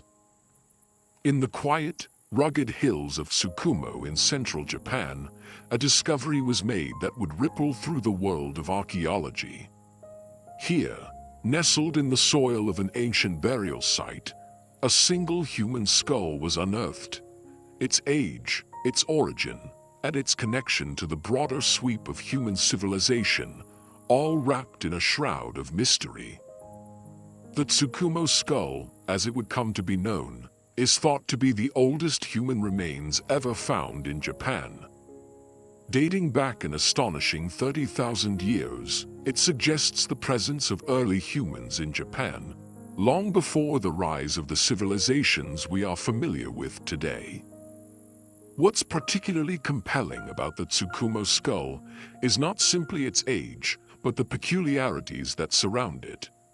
The details that suggest its history is far more complex than we might expect from the conventional narrative of human migration. Discovered in the late 1980s, the skull was found by a team of researchers working at a site located near the Tsukumo River in the Kagawa Prefecture. At first glance, the skull appeared unremarkable, another piece of the puzzle in the long history of human settlement in the Japanese archipelago. But as the research progressed, the skull began to reveal clues that pointed to something more unusual, something that would prompt further investigation and speculation. The first mystery that arose from the Tsukumo skull was its physical characteristics. The skull itself is strikingly different from the remains of other humans discovered in East Asia, especially those from the same time period. Early humans in Japan, such as the Jomon people, were believed to have a distinct skeletal structure, characterized by broader, rounder skulls and a more robust build. But the Tsukumo skull presents a different picture. Its features suggest a more refined, delicate structure, one that seems to align more closely with populations found in Southeast Asia or even the distant Caucasus. Could this indicate that the ancestors of these people came to Japan from even farther away than originally thought? The age of the skull adds to the intrigue. While the Tsukumo skull is not the oldest human remains in the world, far from it, it is the oldest known example from Japan and represents a crucial link in the puzzle of human migration to the islands. At 30,000 years old, it falls within the late Paleolithic period, when humans were still in the early stages of developing the tools, customs, and cultural practices that would eventually define civilization. This period marks a time when the islands of Japan were sparsely populated and isolated from the rest of the world by the surrounding seas. One of the most perplexing aspects of the Tsukumo skull is that its discovery challenges the more conventional theory of human migration to the Japanese archipelago. According to widely accepted theories, humans are believed to have arrived in Japan around 35,000 years ago, likely coming from the mainland of Asia. The timeline fits neatly with the appearance of the Jomon people, who are thought to have evolved from these early settlers. Yet, the Tsukumo skull seems to suggest a much earlier human presence, one that might predate the Jomon entirely. Could it be that there was another, earlier wave of humans that reached Japan? Or perhaps an entirely unknown group of humans was present long before the Jomon began to settle and establish permanent communities? Theories regarding the identity of the individuals who might have left behind the Tsukumo skull vary widely. Some scholars argue that the skull could belong to a previously unknown group of early humans, a group whose descendants might have left the islands of Japan entirely, leaving no trace of their culture or way of life. This theory suggests that the Tsukumo people, as they have been called, might have been part of an isolated population that was eventually absorbed by later migrations, their distinct features fading into the broader genetic pool of the Jomon and other prehistoric peoples. Others speculate that the Tsukumo skull could be the remains of an individual who had migrated from farther afield, perhaps even from the Eurasian continent. The idea that early humans may have made long-distance migrations across the land bridges and through the vastness of the Pacific is not as far-fetched as it might seem. Archaeologists have long speculated about the possibility of seafaring migrations and the presence of human remains with characteristics that do not match the typical Jomon skull structure only adds fuel to this fire. Could these people have navigated the waters of the Pacific, settling on the islands of Japan thousands of years before they were ever thought to have done so? This raises the question, could the Tsukumo skull hold the key to understanding a lost chapter of human migration, one that we have overlooked for centuries? What if it reveals a more complex and diverse pattern of settlement on the islands than we've been led to believe? Could it also suggest that Japan's ancient history is far older and more intricate than we've previously imagined? Perhaps the most tantalizing aspect of the Tsukumo skull is its silence. Despite its age, it has revealed little in terms of cultural artifacts or material evidence that might provide clearer answers. Unlike the burial sites of the Jomon people, which are rich with tools, pottery, and remnants of early society, the Tsukumo site has yielded few such clues. What does this absence suggest? Was the individual to whom the skull belonged part of a transient, nomadic people who left little behind?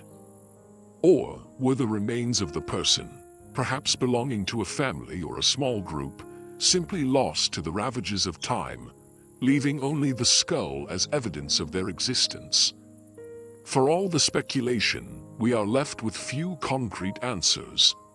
The mysteries of the Tsukumo skull, like many of Japan's ancient enigmas, are tantalizingly elusive, hinting at a far-reaching past that we may never fully understand. As researchers continue to examine the skull, its origins, and its context, we can only wonder what secrets might still lie hidden, waiting to be uncovered beneath the soil and the sands of time. What truly happened to these ancient peoples? Who were they?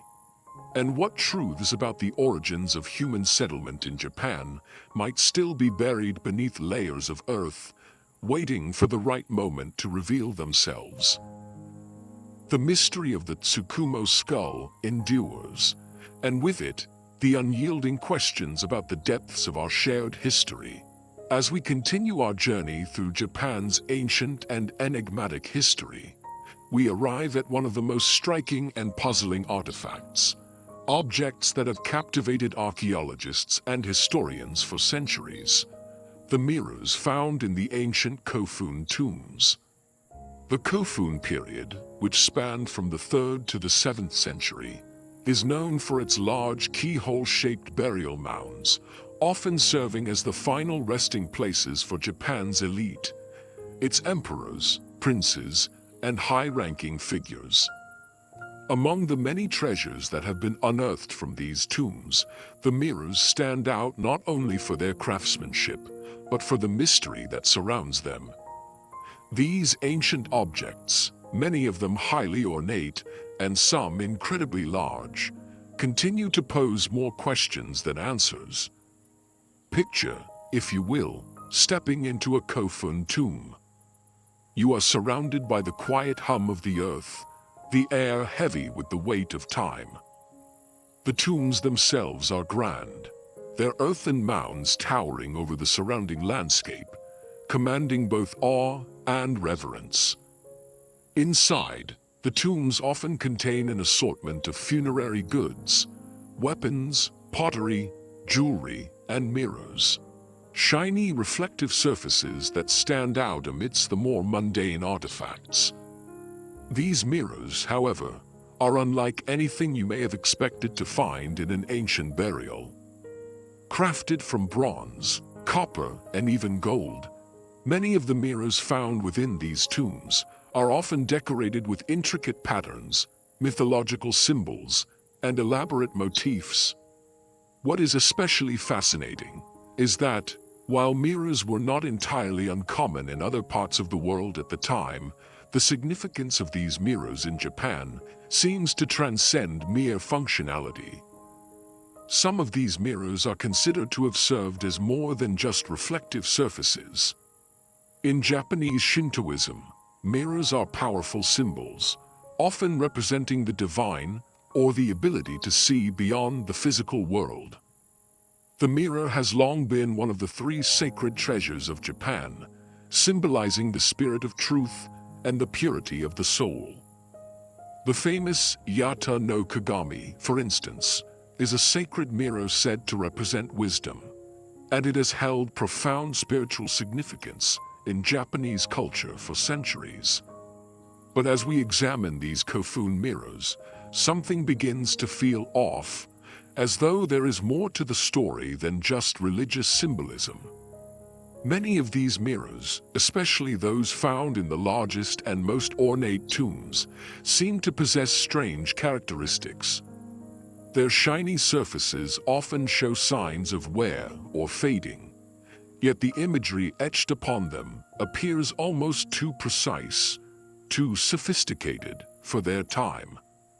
How could the ancient craftsmen have created such elaborate designs without the advanced tools we associate with later periods of history? Could these mirrors have been made using lost techniques or even knowledge passed down from an ancient civilization that has long been forgotten? Consider also the size and placement of these mirrors within the tombs. Some mirrors are remarkably large, far larger than one would expect to find in any kind of typical personal use. What were these large mirrors used for, and why were they placed in the graves of prominent individuals? Were they purely decorative, or did they serve a ritualistic purpose? Their sheer presence in these tombs, among so many other revered objects, raises an important question. Were these mirrors regarded as sacred in ways we can't fully comprehend? Or did they carry more mystical significance than we can presently discern? An even more perplexing aspect of these mirrors is the decorative motifs that often appear on their surfaces. Intricate images of dragons, phoenixes, and other mythical creatures are commonly seen. But some mirrors feature patterns or symbols that are not readily identifiable in any other known tradition.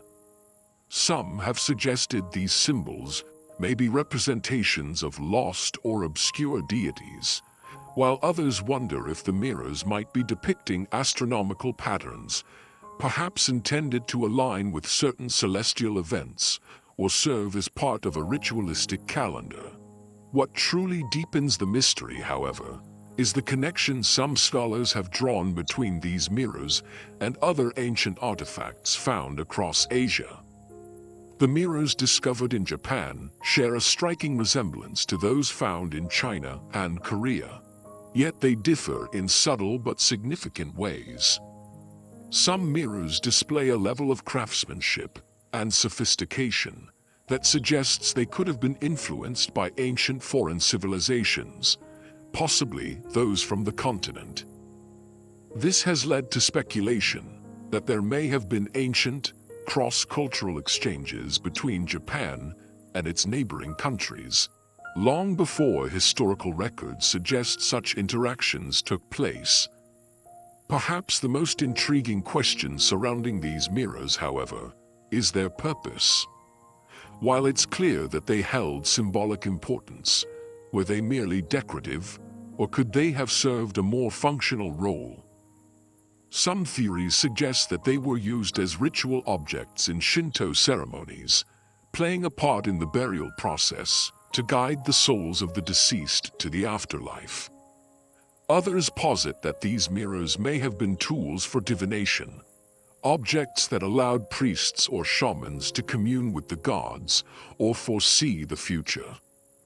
Further still, some have hypothesized that these mirrors could have had a magical or even supernatural purpose, perhaps even used to ward off evil spirits or reflect ill omens away from the tombs.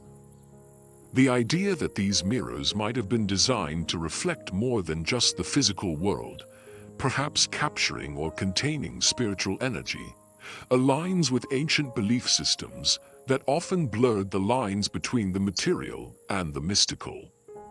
Could the mirrors have been intended as protective barriers, guarding against malevolent forces in the afterlife? In all these theories, one thing becomes clear. The Kofun mirrors are not ordinary objects, and their significance cannot be understood with a single lens. The combination of their unusual design, their spiritual connotations, and their possible foreign connections makes them objects of deep intrigue. They speak to a Japan of a time long gone, a place where ancient beliefs, cultural exchanges, and mysterious practices may have woven together in ways we can only guess at today. And yet, the ultimate purpose of these mirrors remains an open question. Were they purely symbolic, designed to reflect the divine or illuminate the souls of the departed? Or did they hold an even deeper, more hidden significance? One that has slipped through the cracks of time, buried alongside the rulers and nobles of an ancient Japan. As we continue to explore the mysteries of Japan's past, one thing remains certain. The truth behind these mirrors, like so many other enigmatic artifacts, may still lie beyond our reach, waiting for a future generation to unlock the secrets hidden in their polished surfaces. What might they still reflect, waiting to be seen? Nestled within the quiet, rolling hills of northern Japan, a curious and ancient site awaits discovery. Its purpose shrouded in mystery, its meaning obscured by time. The Jomon stone circles of Japan, such as those found at Komakino, are among the most enigmatic and awe-inspiring remnants of a civilization that flourished over 4,000 years ago. These circles, composed of large, carefully arranged stones, stand as silent sentinels, their purpose and origins tantalizingly elusive. Imagine standing in the heart of the Komakino site, the ground beneath you soft with the weight of centuries. Surrounding you are the massive stones, some standing upright, others fallen or scattered across the earth, their surfaces weathered by countless seasons. The air here is thick with an ancient stillness, the type of quiet that comes when a place has borne witness to millennia of change. As you look out across the stone circles, you may feel a profound sense of connection to the distant past, an awareness that the people who placed these stones were not just builders, but marking something much deeper, something unseen and perhaps unknowable. The Jomon period, which spanned from around 14,000 BCE to 300 BCE, is known for its intricate pottery and the early emergence of complex spiritual practices. Yet, there is little consensus on what these stone circles were meant to represent. Were they astronomical observatories designed to track the movements of the stars and planets? Were they ritualistic centers built to honor deities or the forces of nature? Or could they have served as something far more mundane, perhaps markers for burial sites or meeting places for early communities? The Komakino stone circle is perhaps the most well-known of these sites, where a remarkable arrangement of stones forms large concentric circles, some with diameters reaching up to 40 meters. The careful placement of the stones is undeniable. Their arrangement is too precise to be the work of chance. What is even more striking is the fact that the stone circle at Oyu seems to mirror the patterns of the night sky. Some scholars have suggested that these circles could have been designed to represent the movements of celestial bodies, perhaps as early forms of astronomical calendars. Could these ancient people have used the stars to predict the seasons, to determine the best times for planting, or to celebrate the coming of harvests? The idea of the astronomical purpose of these circles is compelling. Ancient cultures around the world, from the Druids of Britain to the Native Americans of the Southwest, used stone circles to track the sun's movement across the sky. In fact, Oyu shares remarkable similarities with other ancient stone circles, such as those found at the Nabta Playa in Egypt and Stonehenge in Britain.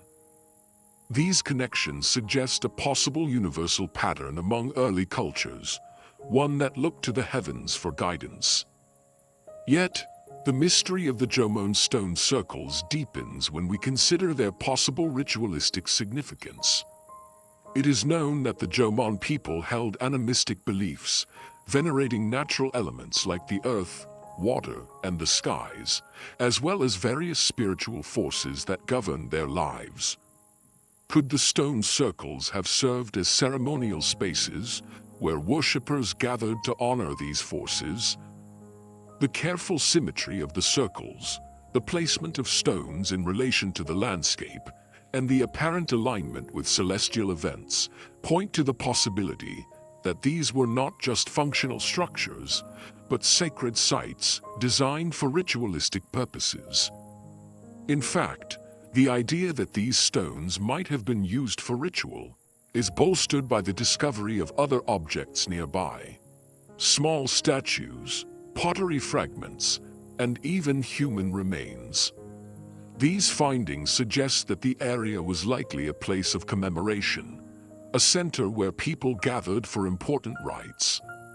The notion that these stone circles were not just physical structures, but spiritual nexuses, is a theory worth considering. Were these stones placed to serve as guides for the soul, or perhaps to channel spiritual energy from the earth to the sky? And if these stones were used in such a way, what kind of cosmology or belief system did the Jomon people subscribe to? Yet, as we delve further into the purpose of the Jomon stone circles, we encounter more speculative theories. Some researchers have suggested that these circles were markers for a lost civilization, one that predates known history by thousands of years. If true, this would raise even more questions. Could the Jomon people have inherited knowledge from an earlier, more advanced society? Could these stone circles, with their apparent alignment to the stars, be remnants of a cultural memory passed down through generations, hidden beneath the sands of time? Others have proposed that these circles were not just aligned with the stars, but with ley lines, the invisible networks of energy that some believe crisscross the planet. This idea, though highly speculative, taps into a long-standing belief that ancient peoples were in tune with earth energies in ways that modern society has long since forgotten. Could these stones, placed so deliberately, have been part of a system to harness or tap into these forces? Still, for all these theories, one undeniable truth remains. The exact function of the Jomon stone circles, especially those at Oyu remains unknown. Whether they were astronomical calendars, ritualistic sites, or something far more mysterious, we may never be able to fully comprehend their original purpose. As with so many ancient sites, we are left with more questions than answers. Standing at the heart of one of these stone circles, surrounded by the weight of centuries, the air thick with the silence of time, we are reminded of the depths of human curiosity and the enduring drive to seek meaning. What were these stones meant to signify? What kind of knowledge did they embody? And perhaps, most importantly, what remains hidden in their silent stone faces, waiting for us to uncover it? As we reflect on the Jomon stone circles, we are left with a sense of wonder and awe. These stones, placed so carefully and deliberately by an ancient people, stand as a testament to a civilization's attempt to understand the cosmos, the natural world, and their place within it. What knowledge might still be locked within these stones, waiting for someone, someday, to unlock their secrets? In the northern regions of Japan, nestled among the dense forests and steep, rugged mountains, lies a tale that has captivated historians and archaeologists for centuries. The story of the Emishi people, a once prominent group in ancient Japan, remains one of the most elusive and mysterious chapters in the country's history.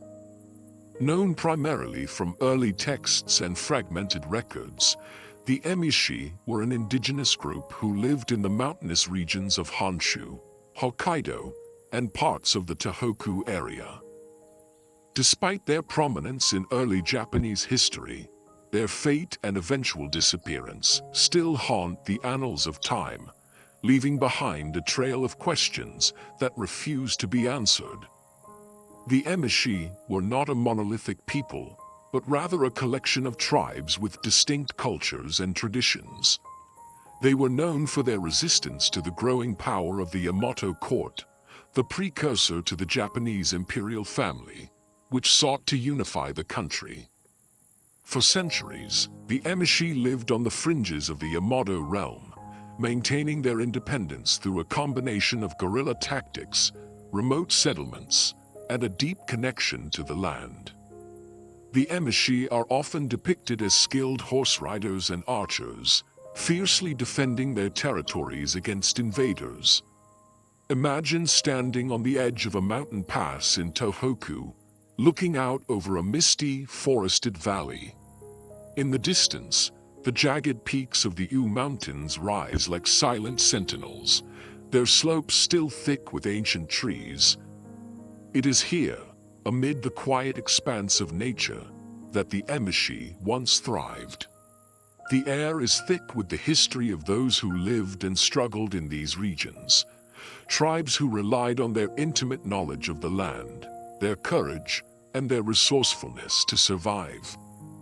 But as we look to the records of the past, we find a sudden silence. The Emishi, whose resistance to the Yamato state was well documented for centuries, gradually fade from history, their distinct cultures seemingly erased without a trace. By the 9th century, the Emishi as a separate entity were largely gone.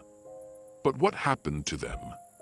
Did they simply assimilate into the larger Japanese population, their identity slowly absorbed into the dominant Yamato culture? Or was their disappearance more violent, the result of conquest and extermination? According to early chronicles like the Nihon Shoki and the Chronicles of Japan, the Emishi were often depicted as a formidable foe.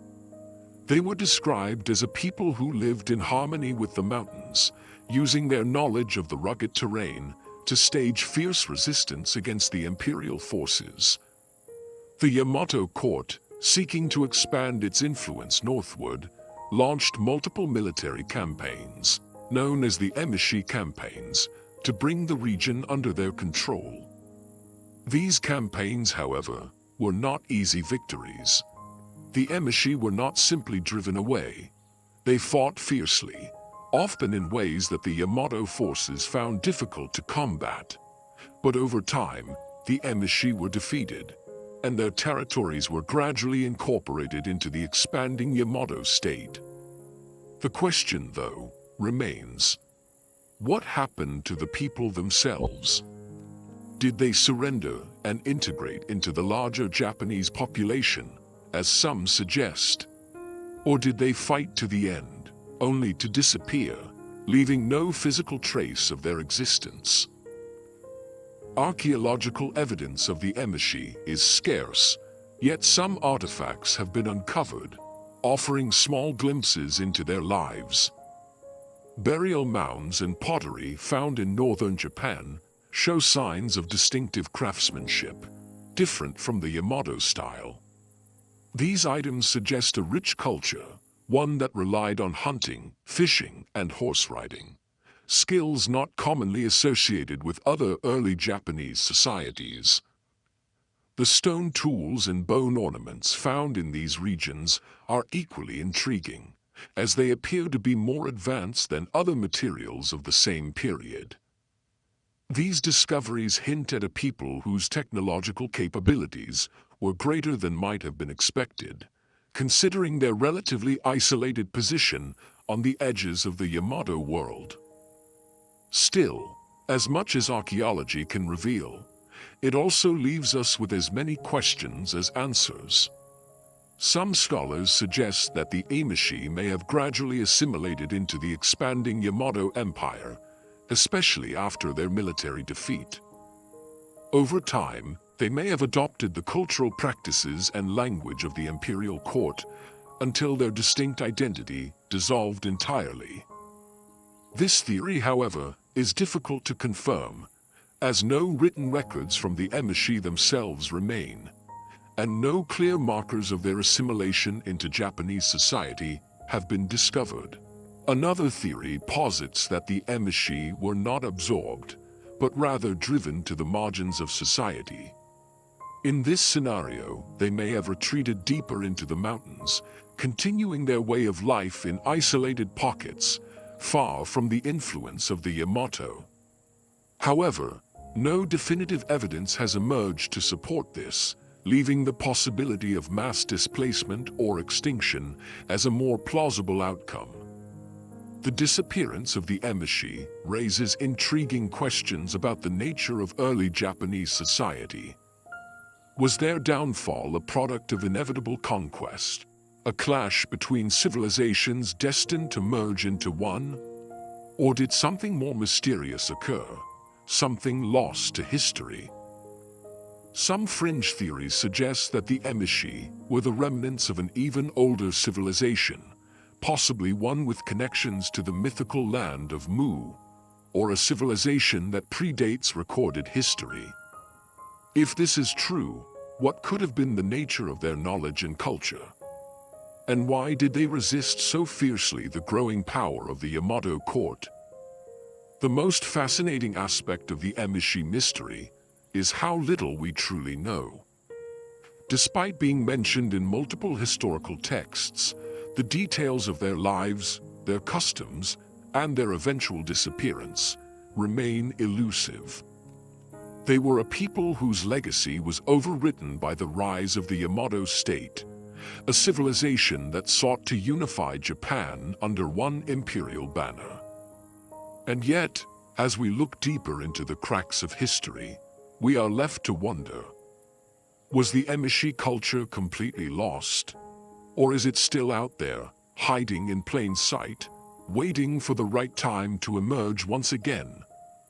In the end, the disappearance of the emishi people may not be a simple story of conquest or assimilation. It may be a reminder of the many histories that remain hidden beneath the surface of the present, stories waiting to be uncovered, waiting to reveal their secrets. What happened to the emishi? And what other forgotten peoples and stories lie hidden in the shadows of history? Nestled deep within the verdant hills of Japan's Nara prefecture, a place shrouded in both history and legend, lies a mystery that has intrigued historians, archaeologists, and mystics alike for centuries.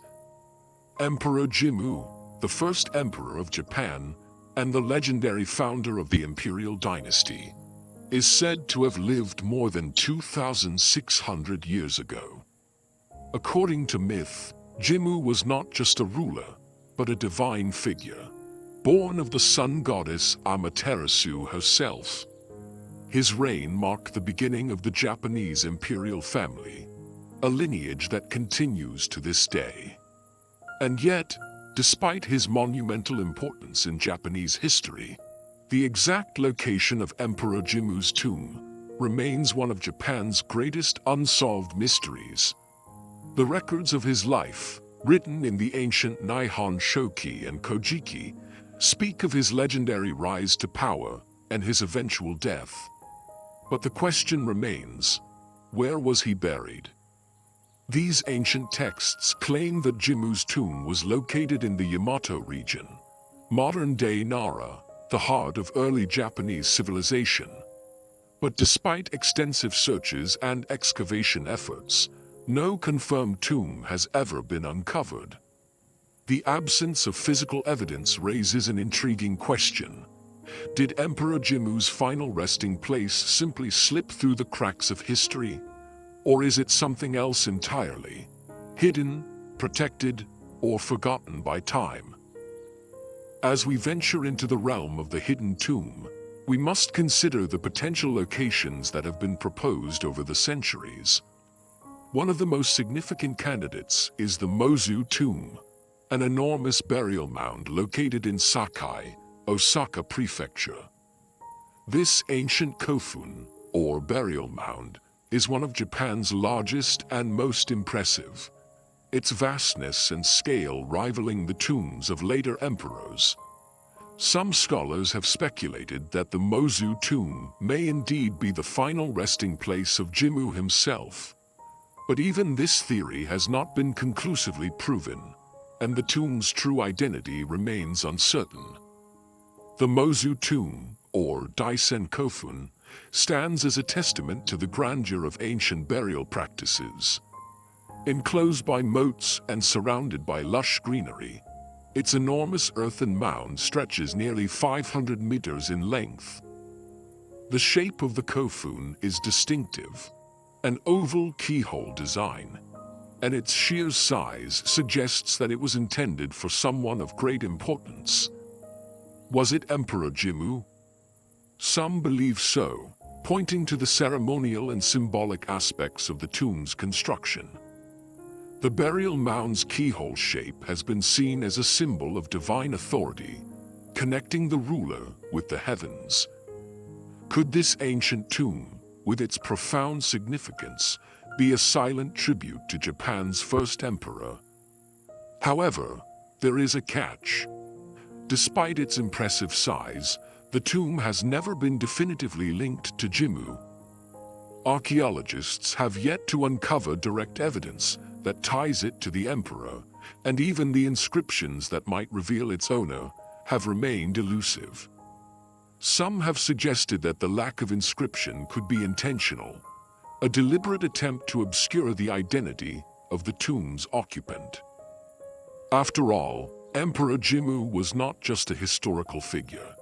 He was a semi-divine hero, and his tomb might have been hidden or protected in ways that modern scholars can't easily decipher. The mystery deepens when we consider the possibility that Jimmu's tomb might not have been a tomb at all, at least not in the traditional sense. Ancient Japanese tombs were often built with great care and reverence, but in Jimmu's case, could his burial have been intentionally obscured? Some have suggested that his final resting place was hidden for reasons beyond the mundane, perhaps to preserve the emperor's divinity or symbolic power. If Jimmu's tomb were indeed designed to remain secret, what would that mean for our understanding of ancient Japan's rulers and their beliefs? Another theory suggests that Emperor Jimmu's tomb was never meant to be found. The ancient texts speak of a divine mission, one that was carried out by the first emperor with the blessing of the gods. In this context, his burial may have been designed as something more than just a physical resting place. Could Jimmu's tomb have been a symbolic marker, a place that was meant to transcend the earthly realm and remain forever hidden from view? If his tomb was intended to be a sacred site, then perhaps it was always meant to be more than just a grave. Was it a portal of sorts, a place where the emperor's spirit would transcend into the divine, beyond the reach of mortal eyes? Even more perplexing are the accounts that suggest that Jimmu's tomb might be located not just on the physical plane, but also in the realm of the spiritual. Some mystics have suggested that his tomb exists in a parallel dimension, or is hidden from human sight in a way that can only be accessed by those who possess divine insight. Is it possible that the tomb was constructed with certain rituals or spiritual significance that prevent ordinary people from discovering it? Could the burial site be tied to the concept of Japan's sacred geography, where certain locations are believed to be imbued with supernatural power? The connection between Jimmu and the Yamato dynasty further complicates the mystery. The first emperor's tomb was not just a place of burial, it was a place of political significance. For centuries, emperors have been buried in elaborate kofun tombs, their final resting places serving as symbols of imperial authority. Was Emperor Jimmu's tomb meant to be hidden for political reasons, as well as spiritual ones? Could it have been a sacred power that needed to remain concealed from rivals and conquerors? After all, the imperial lineage was said to have been directly descended from the sun goddess Amaterasu, a divine connection that would have been protected at all costs. As the centuries have passed, the mystery of Jimmu's tomb has only deepened. Numerous archaeological excavations have failed to definitively uncover his burial site, leaving behind only speculation and tantalizing clues. And yet, the story of the hidden tomb endures, woven into the fabric of Japan's ancient mythology. The question remains, what happened to the tomb of Emperor Jimmu? Is it buried deep beneath the earth, waiting to be discovered? Or is it hidden in plain sight, a sacred space that defies our understanding of time and place? Perhaps, in the end, the true mystery of Jimmu's tomb lies not in its physical location, but in its eternal symbolism, a reminder of a past that continues to influence Japan today, even if we cannot fully grasp its secrets. What might still be hidden, waiting to be revealed, in the shadows of ancient Japan, deep within the tranquil hills of Asuka, Japan, nestled among the ancient burial mounds that dot the landscape, lies a tomb that has captured the imagination of scholars and explorers for decades. The Takamatsuzuka tomb, dating back to the 7th century, is a site of striking beauty and mystery, offering a glimpse into the artistic and spiritual world of Japan's ancient elite. Yet, for all its historical significance, one of its most intriguing features remains unsolved: the undeciphered murals that adorn its walls. These murals, delicate and haunting in their portrayal of otherworldly figures and symbols, have left many questions in their wake. What do they mean? Why were they created? And who were the people who sought to immortalize their beliefs in such an enigmatic form? As you approach the tomb, the atmosphere feels timeless, as though the centuries have been absorbed into the landscape itself. The tomb is part of the Takamatsuzuka Kofun, a keyhole-shaped burial mound that rises gently from the earth. Surrounded by a simple stone structure and nestled within a grove of trees, the site feels secluded, almost secretive. It is here, inside the tomb, that one of Japan's greatest visual mysteries lies in wait. The murals inside the Takamatsuzuka tomb are renowned for their vivid colors and intricate designs, but it is their subject matter that has captured the attention of those who study them. The murals depict figures in flowing robes, strange symbols, and heavenly beings that seem to belong to a world beyond the mortal. Among the figures, one is unmistakably divine, with an ethereal presence that suggests a connection to the gods. Some figures are depicted holding ritual implements, while others seem to be performing enigmatic gestures, perhaps in the midst of some sacred or spiritual act. What is most perplexing is the style of the paintings. Unlike other ancient Japanese tomb art, the Takamatsuzuka murals do not adhere to the typical iconography of the period. The figures appear almost otherworldly, with faces that are elongated and expressions that seem distant, as though they exist in another realm altogether. This has led some to speculate that the murals might represent deities or supernatural beings, while others have suggested that they could depict the souls of the deceased traveling to the afterlife. But while the murals' aesthetic qualities are undeniable, their meaning has remained frustratingly elusive. Scholars have tried for years to decode the symbolism behind the paintings, but so far, no clear consensus has emerged. Some of the symbols, such as spirals, geometric patterns, and celestial motifs, resemble imagery found in other ancient cultures, but their exact significance in the context of the Takamatsuzuka tomb remains a mystery. Could they be a form of spiritual map, guiding the soul to the afterlife? Or perhaps they are a record of rituals and beliefs known only to the royal or noble class who commissioned them? In addition to the mystical figures and abstract symbols, the murals also depict animals, some familiar, some entirely mythical. These creatures are intricately rendered, with fine details that suggest an almost intimate knowledge of the natural world. One of the more striking figures is that of a mythical bird, often interpreted as a phoenix or a heavenly messenger. Its wings spread wide, encircling the figures below, as if to protect or guide them. It is a symbol of rebirth and transformation, one that echoes the themes of life and death that permeate the tomb. There are theories that propose these animals are more than mere decorative elements. They may serve as spiritual guardians, protecting the deceased and guiding their souls through the afterlife. Others believe that the animals are symbolic of the natural world's connection to the divine, representing the belief that the natural and spiritual realms were interconnected. In the world of the ancient Japanese aristocracy, the lines between the mortal and the divine were often blurred, and these murals may have been an attempt to express that profound relationship.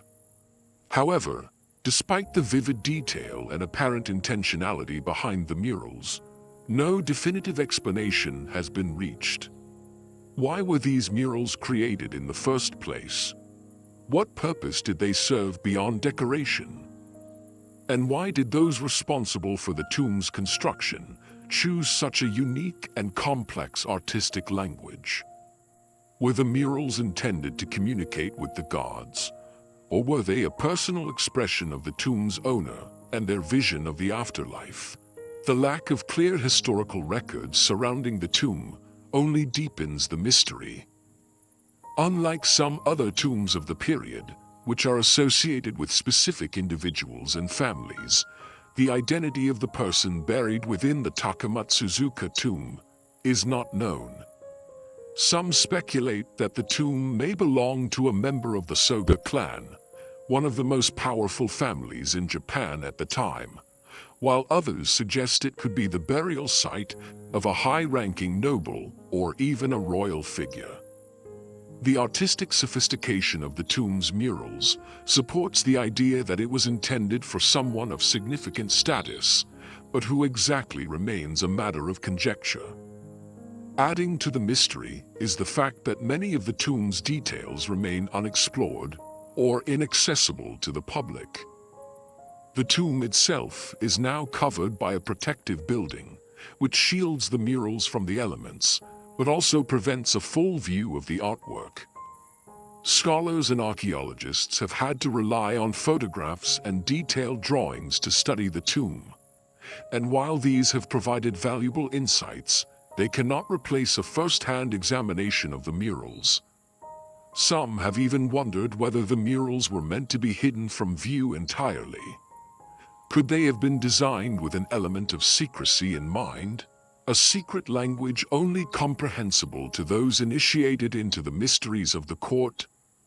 Or were they deliberately cryptic, meant to confuse and confound future generations, much like a sacred puzzle whose solution lies just beyond the reach of modern understanding? As the Takamatsuzuka tomb continues to be studied and explored, it remains a silent witness to a long-lost world, one whose secrets still refuse to be fully unveiled.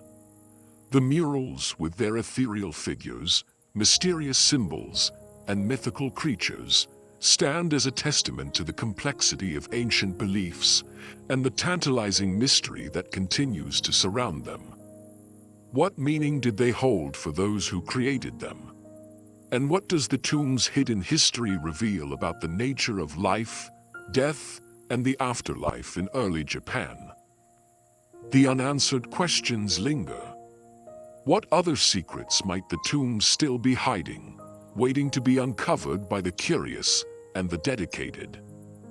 The Takamatsuzuka tomb, with its undeciphered murals, calls to us across the centuries, urging us to look closer, to understand the messages encoded within its walls, and to consider that, perhaps, some mysteries are meant to remain just out of reach.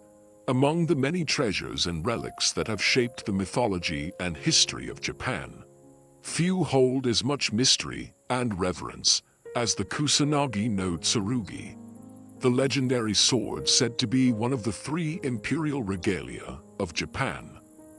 Known as the grass-cutting sword, it is an artifact entwined with the origins of the Japanese imperial family, holding a place in both history and myth. For centuries, this sword has been associated with divinity, power, and sovereignty, its story steeped in both fact and legend. The Kusanagi is believed to have been passed down through generations, a gift from the gods themselves, bestowed upon the legendary Emperor Jimmu, the first ruler of Japan.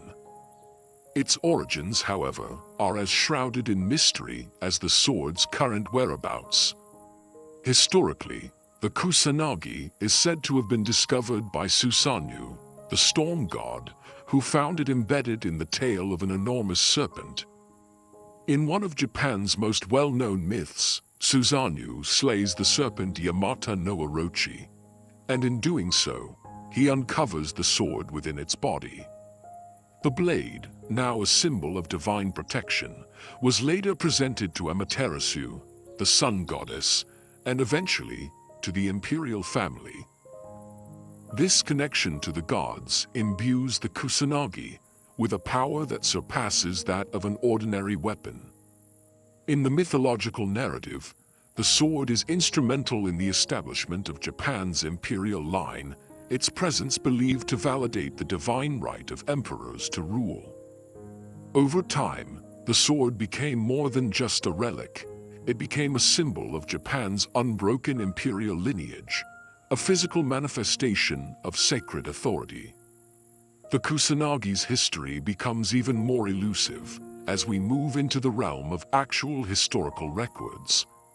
It is widely believed that the sword was housed in the Ise Grand Shrine, one of Japan's holiest Shinto shrines, for centuries.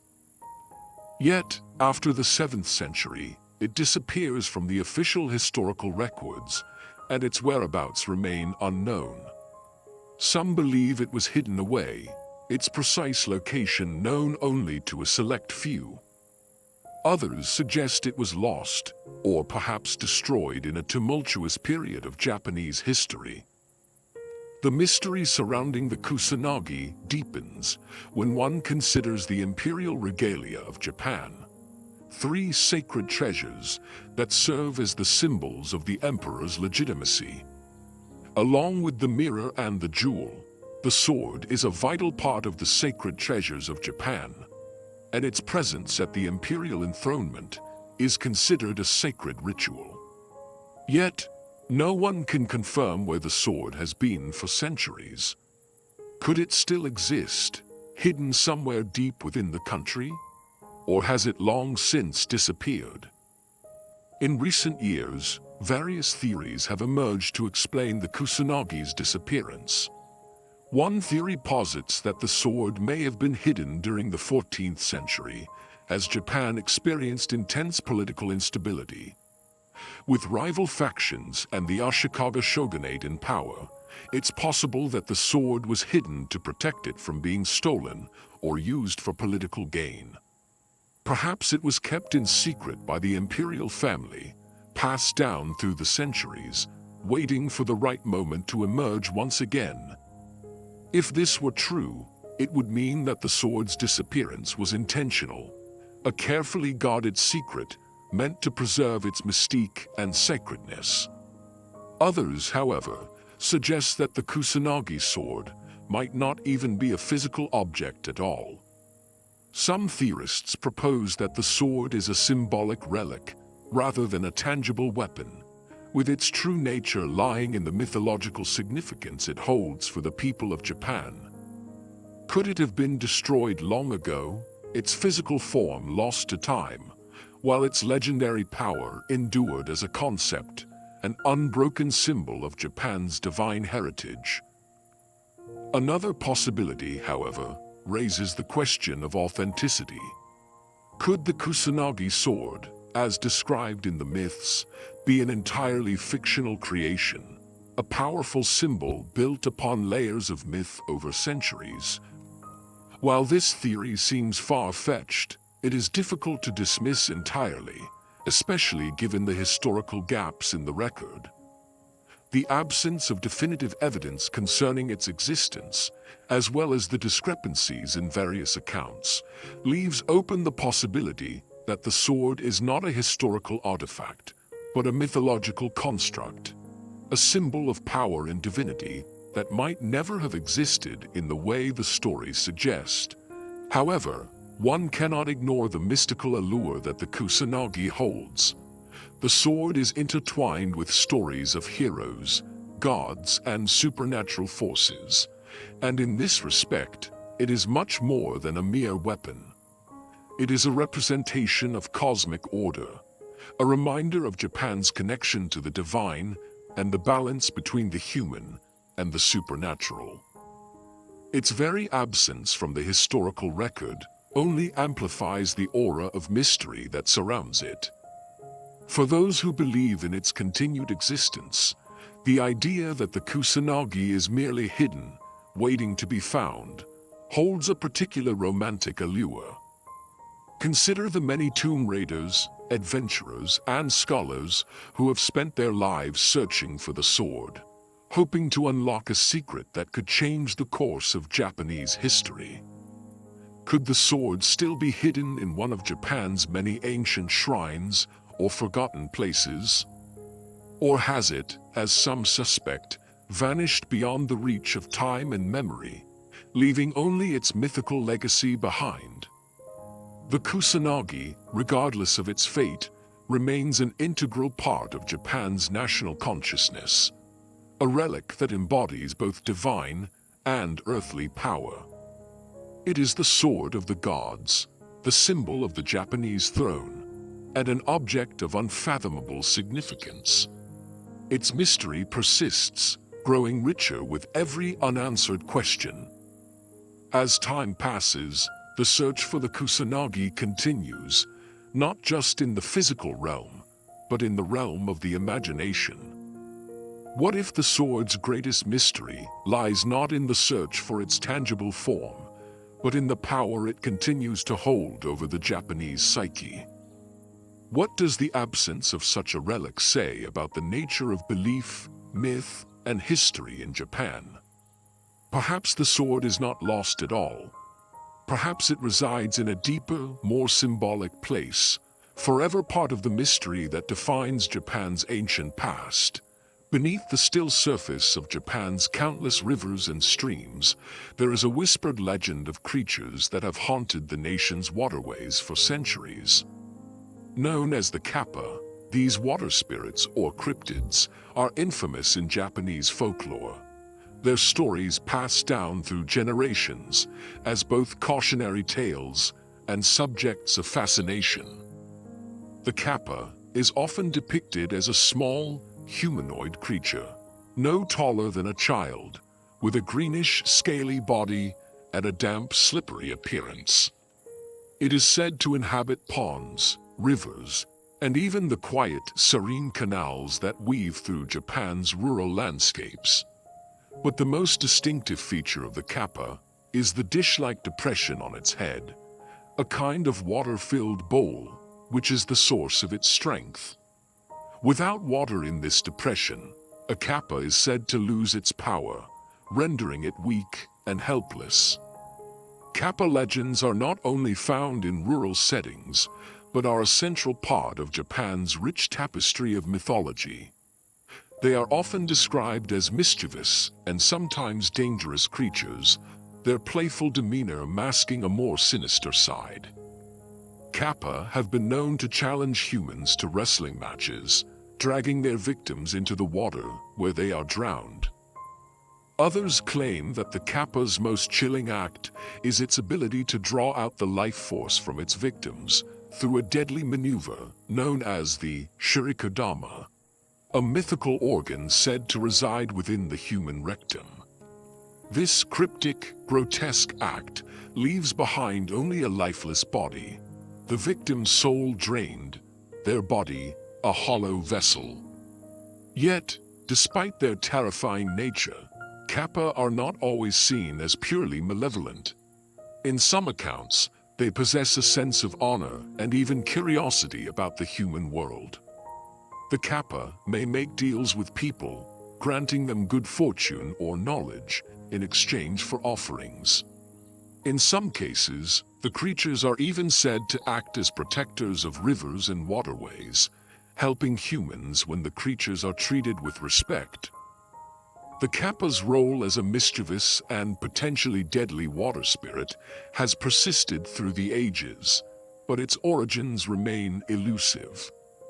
How did this cryptid evolve from a simple tale of a mischievous spirit to one of Japan's most enduring and mysterious myths? Was there once a real creature or phenomenon that inspired the legends? Or is it possible that the kappa is a purely symbolic entity, woven from the fear and mystique surrounding water itself? Some researchers suggest that the kappa could be rooted in ancient shamanistic beliefs, spiritual guardians of water that took on various forms in myth. Ancient peoples believed that the rivers and streams were home to spirits and gods, and the kappa may have emerged as a representation of the dangers and the sacred nature of water. These creatures could have been ritualistic figures or part of Shinto belief, symbolizing both life and death, growth and decay. Since water is the element that sustains all life, and yet, in the wrong form, can also be destructive. Another theory points to the cultural importance of water creatures across the world, suggesting that the kappa could have similarities with other water cryptids found in folklore worldwide. Europe's river monsters, for example, share many characteristics with the kappa, such as their amphibious nature, their mischievous traits, and their connection to water's dangerous, unpredictable side. Could the kappa have evolved from shared human fears of the uncontrollable forces of nature? Or did ancient cultures independently invent similar myths to explain water's power, giving rise to water spirits in many different regions? The kappa is not the only mysterious water creature in Japan. Throughout the country, there have been sightings of other cryptids, often believed to inhabit lakes and rivers, some more obscure than the kappa, yet just as compelling. The funayure, for instance, are ghostly apparitions that appear on lakes or rivers.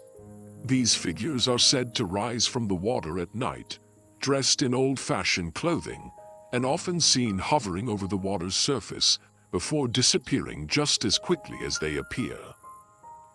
Other cryptids include the umibozu, a massive sea-dwelling creature that appears on stormy nights and is said to be capable of capsizing entire ships with its massive size.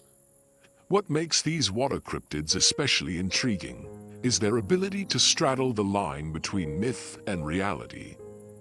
Are they purely fictional creatures born from fear of the unknown? Or do they have some basis in actual events or sightings? In some regions of Japan, cryptic tales of river creatures are so persistent that it's difficult to tell where legend ends and reality begins. For example, in the late 19th century, a report was made by a Japanese fisherman who claimed to have encountered a large humanoid creature in the waters of the Ise Bay.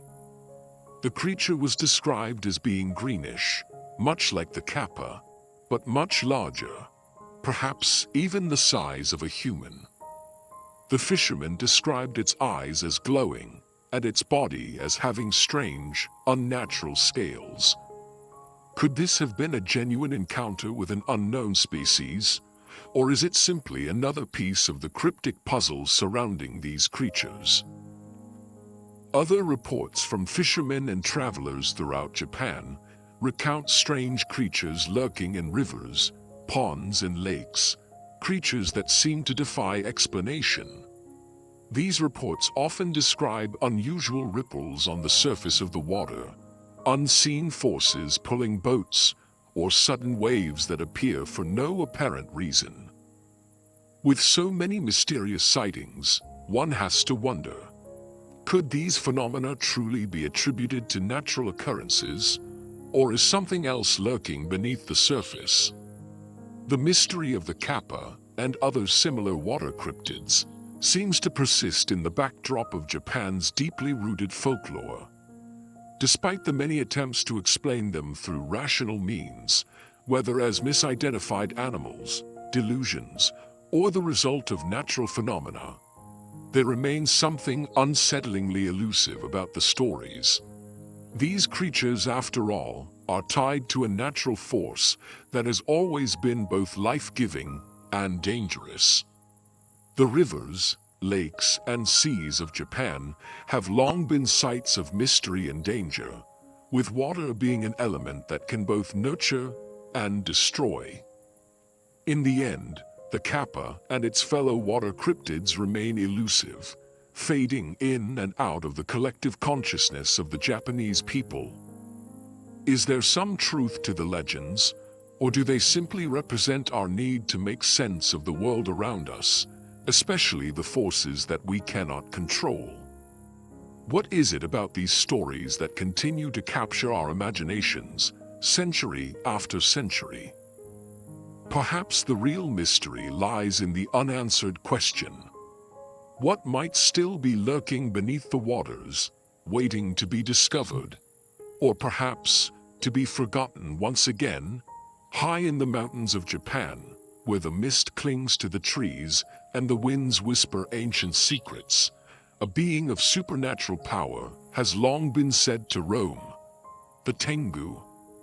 These enigmatic creatures, often portrayed as half-human, half-bird, have been a central part of Japanese folklore for centuries, their presence both feared and revered.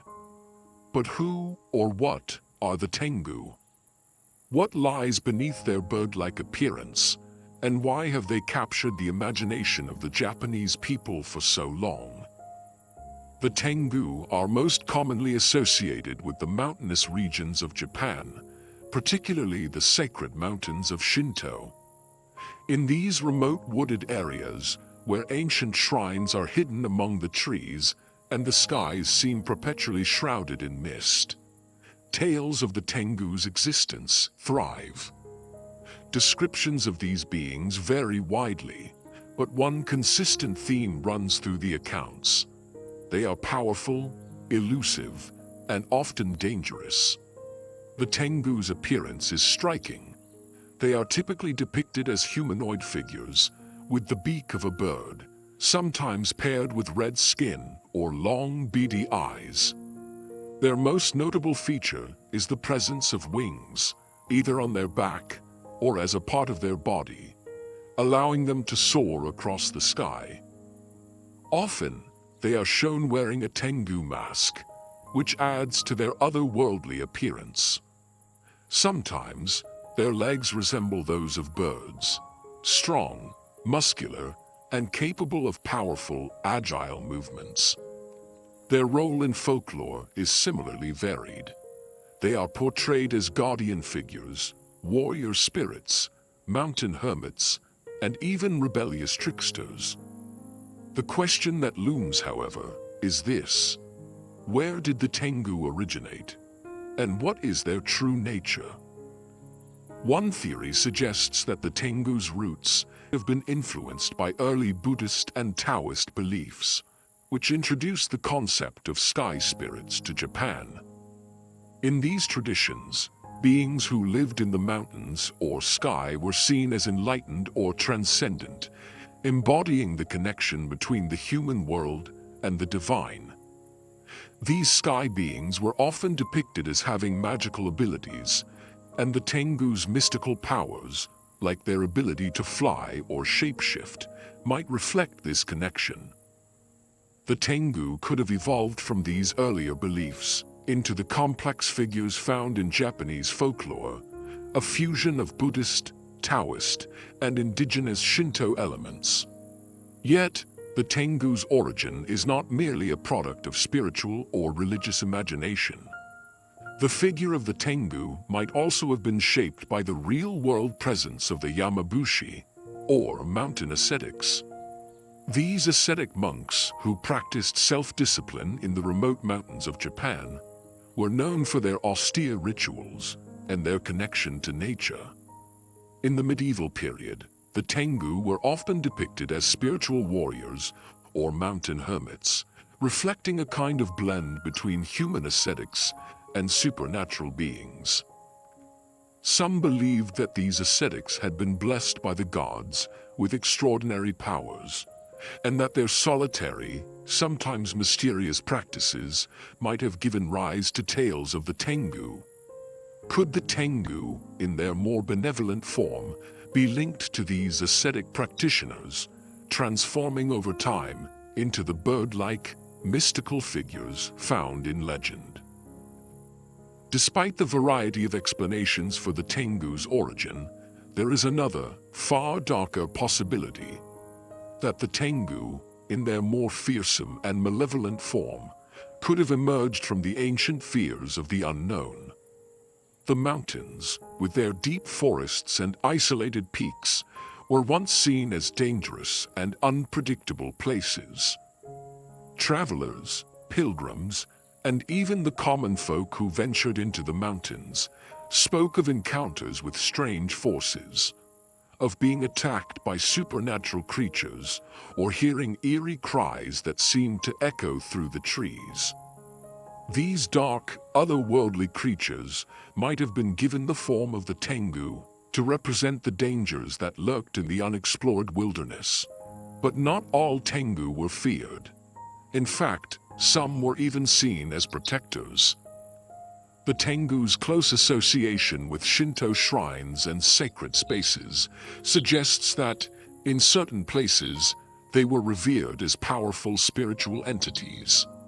Their role as guardians of these sacred sites is still reflected in some modern practices, where the Tengu is regarded as a protector of mountain shrines and pilgrimage routes. This duality, at once feared and revered, reflects the Tengu's complexity in Japanese mythology.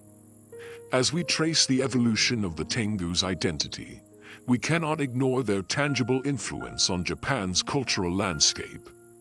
Over time, they became symbols of strength, discipline, and even warrior spirit, blending into the art, literature, and performing arts of Japan.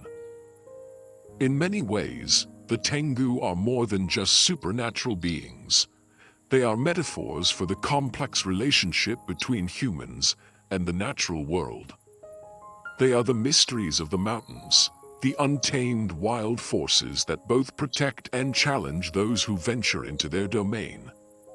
Yet, even today, the true nature of the Tengu remains elusive. While there are countless stories about encounters with these supernatural creatures, and their imagery continues to play a role in modern Japanese culture, questions linger. Were the Tengu always supernatural beings, or were they once human? Do they still exist in some form, hidden away in the mist-shrouded mountains, or is their power merely a symbol of an ancient connection to nature? The mystery of the Tengu and their ultimate origin remains unresolved, as much a part of Japan's living folklore as it is a puzzle yet to be fully understood. What might we still uncover about these enigmatic beings? Could the key to understanding the Tengu lie in the untold stories of those who lived long ago? Or is the truth buried deep within the mountain mists, waiting for someone to look once more? High in the mountains of Japan, nestled amidst towering peaks, and hidden deep within a mist-covered valley, lies the enigmatic Hoshikuso Pass. The rugged terrain, framed by dense forests and steep cliffs, has long been a place of mystery and intrigue. Known for its eerie silence and isolation, the pass has seen little human activity for centuries. But beneath its natural beauty and haunting stillness, a secret has been waiting to be uncovered. A mystery that has perplexed archaeologists and historians alike. In the late 20th century, something remarkable was discovered at the Hoshikuso Pass, a collection of obsidian tools, meticulously crafted yet seemingly out of place in the surrounding landscape. These sharp-edged implements, made from volcanic glass, bear a striking resemblance to tools used by ancient peoples, though their origins are far more ambiguous. Obsidian, prized for its cutting ability and used by cultures around the world, is not uncommon in the Japanese archipelago. But the discovery at Hoshikuso Pass raises more questions than answers. The site itself is unsettling. The tools were found scattered across the pass, not in a single organized layer or burial site, but seemingly abandoned in the open. Some were deeply embedded within the earth, others half exposed, as though deliberately placed or left in haste. The craftsmanship of the obsidian tools, with their sharp edges and finely honed points, suggests a level of sophistication and purpose. Yet their sudden and mysterious appearance in this remote location suggests a story lost to time. How did these tools end up here, far from the known settlements of early Japanese cultures? Why was this isolated pass the site of their deposition? And who were the people who left them behind? One theory, grounded in mainstream archaeology, suggests that the obsidian tools were part of a prehistoric trade network. Obsidian was highly valued by ancient societies across Japan and beyond, and Hoshikuso Pass, due to its geographic location, may have served as a key passageway through the mountains. It's conceivable that travelers or traders, moving between distant regions, might have lost or discarded these tools along the way. The distribution of obsidian, often originating from specific volcanic sources, could also suggest that these tools were crafted elsewhere and transported through the pass. Yet, even if this theory holds true, it doesn't explain the peculiar manner in which the tools were left behind, scattered, rather than carefully stored or buried.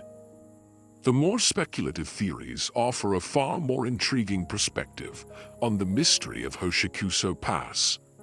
Some have suggested that the site may have once been a place of ritual significance, a sacred location for an ancient, now forgotten culture.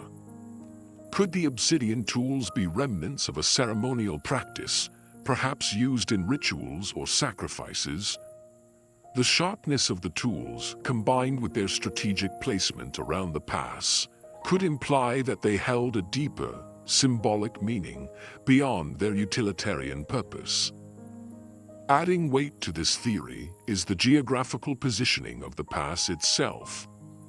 Hoshikuso, meaning starry cluster, hints at celestial associations, suggesting that the location might have been tied to astronomical practices or star worship.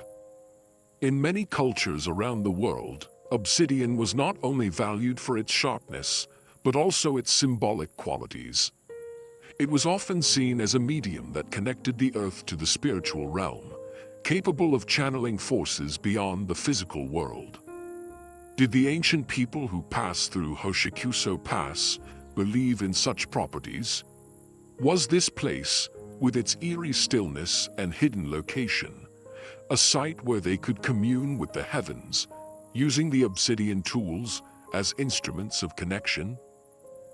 Other more fringe theories propose that the obsidian tools at Hoshikuso Pass may be tied to the mythological and mysterious history of the Japanese archipelago.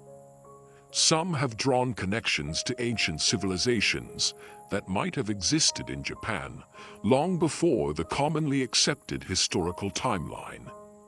Could the tools be remnants of a civilization lost to time, one that predated the known Jomon or Yayoi periods? The suggestion that advanced societies could have once existed in ancient Japan, only to be wiped away by catastrophe or internal decline, has long been a subject of speculation. If the obsidian tools found at Hoshikuso Pass are indeed the product of such a lost civilization, then the questions grow even more profound.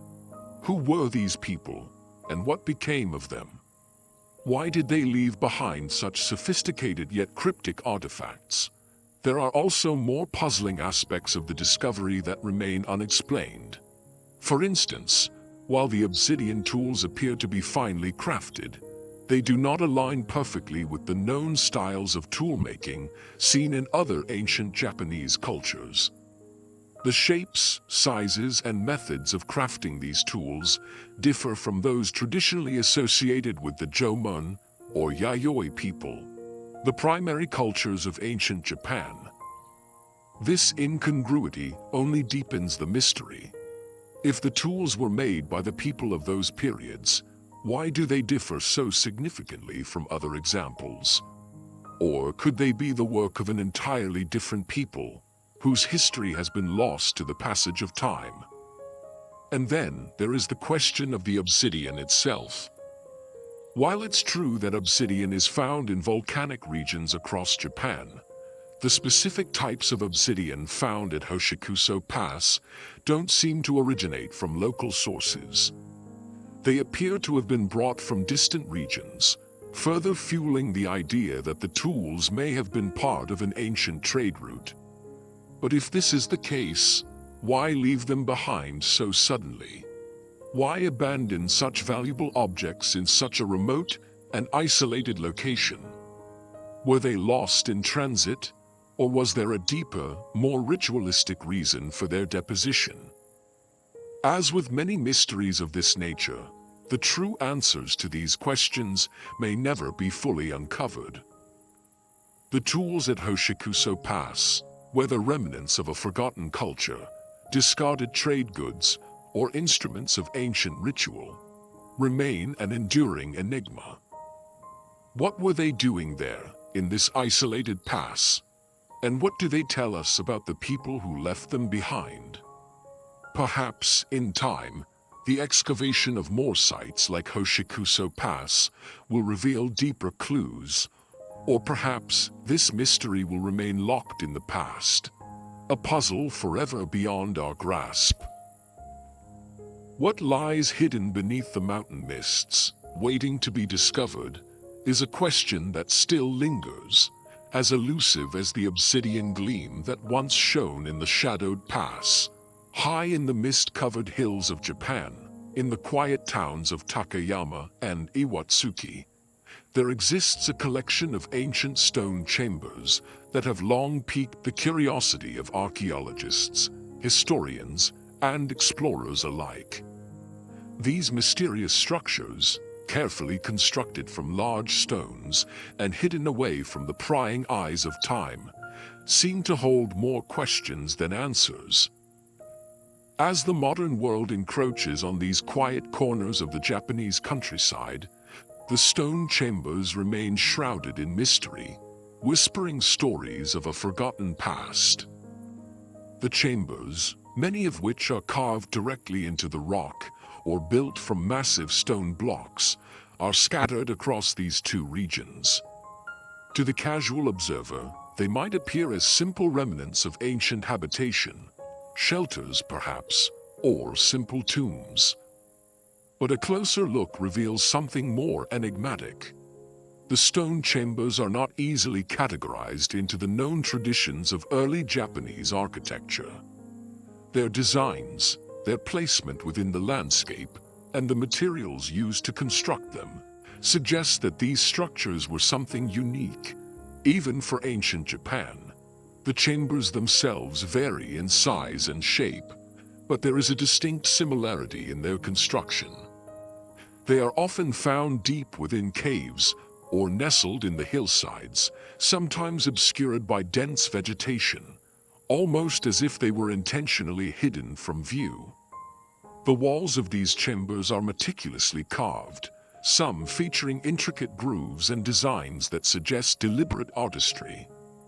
In certain chambers, the floors are polished to a smooth, almost unnatural finish. Mysterious carvings, some resembling astronomical symbols, others appearing more abstract, adorn the walls, their meanings lost to time. Yet, it is not just the craftsmanship that raises questions. The chamber's location adds to their intrigue. Why were they built in such remote, seemingly inaccessible areas? What purpose of certain stars and celestial bodies suggests that the builders may have been keenly aware of the movements of the heavens? Could these chambers have been used in sky-watching rituals? Or were they places where ancient priests and shamans communed with the stars? The placement of the chambers also suggests a spiritual connection to the land. Positioned on hillsides or within caves, they could have been designed to bring those inside closer to the heavens, with the surrounding landscape playing a role in the ritualistic or spiritual practices of their creators. Perhaps these were not just physical shelters, but places where the boundaries between the earth and the divine were blurred. However, as we move beyond the realm of accepted archaeological theory, more speculative ideas emerge.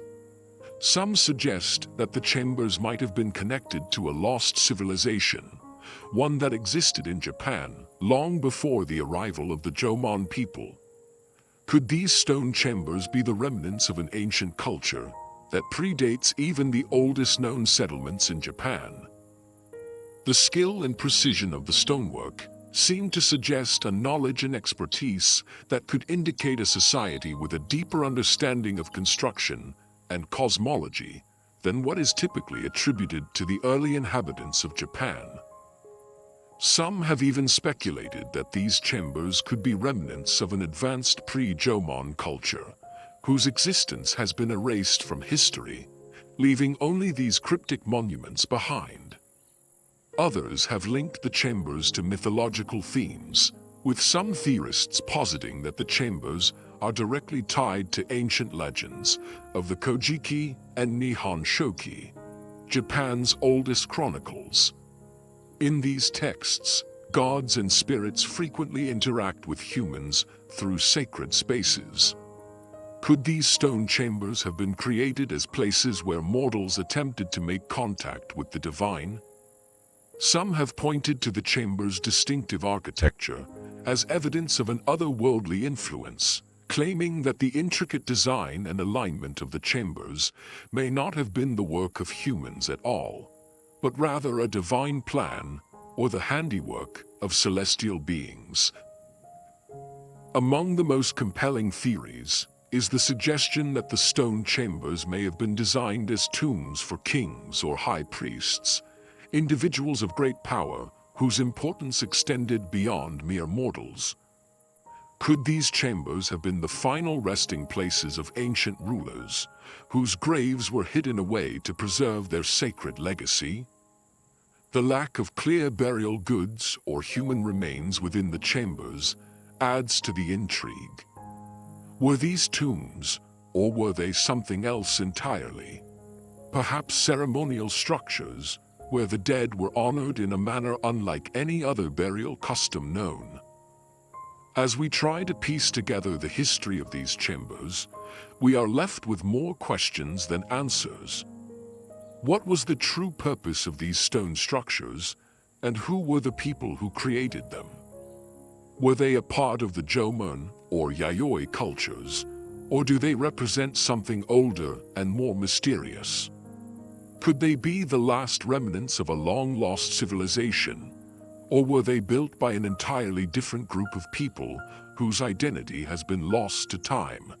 Beneath the surface of Japan's rich cultural and religious history lies a tale of secrecy and survival, one of hidden faith and underground relics that survived centuries of persecution. This is the story of Japan's hidden Christians, a group whose existence was almost erased from history. Their legacy, however, remains preserved in relics, secret churches, and a silent resistance to the overwhelming pressure of religious suppression.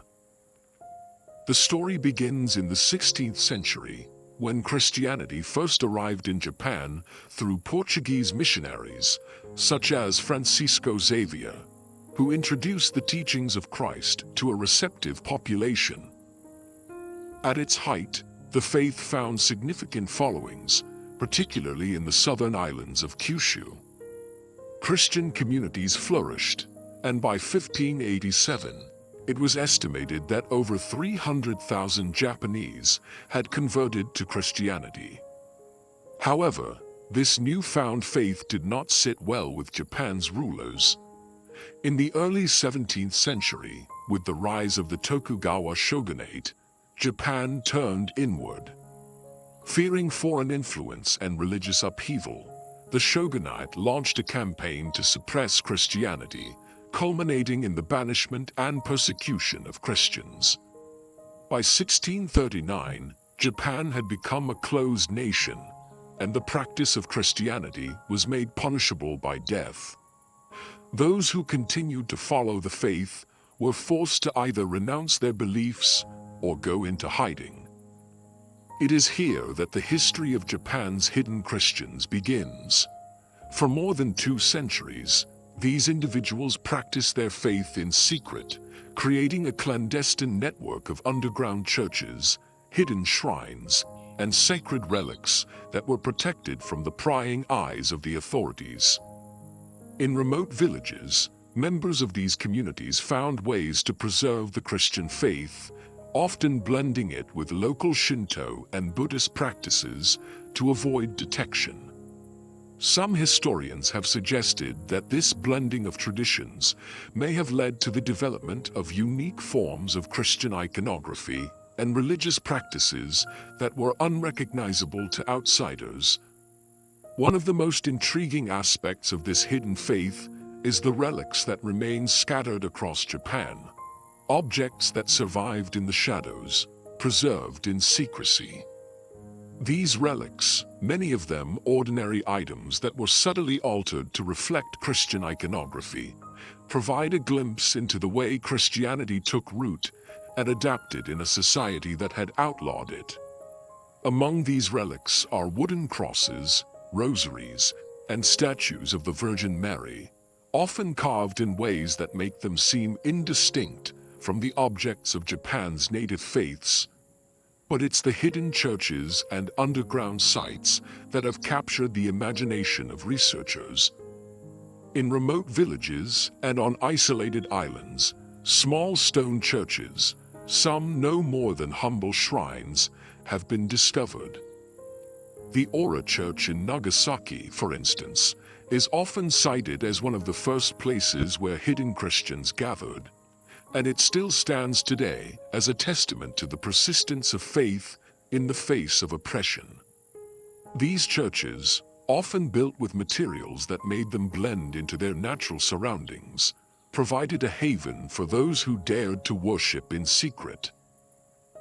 Beyond the relics and the churches, there is the story of the Kakure Kirishitan, the hidden Christians.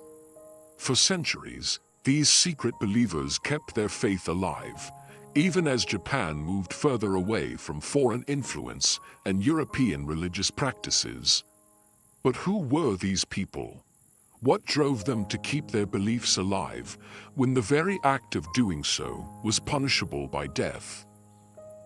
Many of these hidden Christians came from areas of Japan that were isolated or difficult to reach. In regions like Amakusa and Hirado, located in the southernmost reaches of Kyushu, Christians would often retreat into the mountains or build secret shrines near sacred hot springs or caves. There, they would continue to worship in secret, passing down their faith through generations without any outside influence. But it wasn't only the remote locations that helped these communities survive. The symbolism embedded in their practice was designed to deceive. Crosses and crucifixes were often hidden in plain sight, disguised as Shinto symbols or even Buddhist iconography, so that they would go unnoticed by authorities. Some Christian relics, like the manji, an ancient symbol resembling the swastika, were cleverly incorporated into their religious iconography, both as a symbol of their faith and a covert sign of resistance. The survival of Christianity in Japan during this period is often attributed to the family. Because the faith was passed down in secrecy from generation to generation, Christianity became a tradition hidden within the walls of homes, where parents would quietly pass on prayers, rituals, and hymns. For many generations, the Japanese who followed the faith could only call themselves Kirishitan, a term that meant Christian, but could no longer be openly used. In more recent times, archaeological discoveries have shed light on some of the hidden practices and sites of these communities. On Akitsuki Island, the remains of a hidden Christian sanctuary were uncovered, complete with a stone cross carved into the hillside.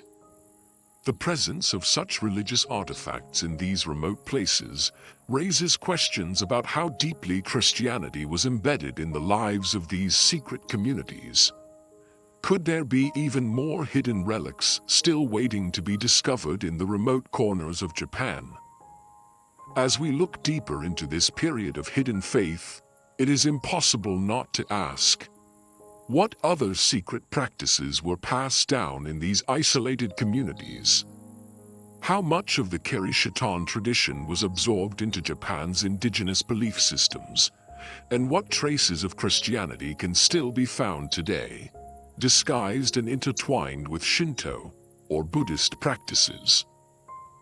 Despite the end of official persecution and the eventual recognition of Christianity in Japan, much of the history of Japan's hidden Christians remains obscured. The sites and relics that have been uncovered are often just the tip of the iceberg. Many remain buried, tucked away in forgotten villages, waiting for the right eyes to uncover them. The mystery of these underground relics and the hidden communities that once thrived in secrecy continues to fascinate scholars and history enthusiasts alike. What more might still lie hidden, both in the ground and within the collective memory of the Japanese people? Are there other sacred sites and relics waiting to be found? Or is this history forever lost to time and the silence of hidden devotion?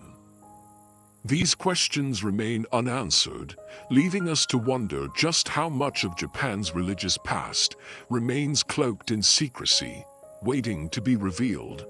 High in the misty mountains of Japan, the air is thick with mystery, and the echoes of ancient legends seem to whisper through the trees.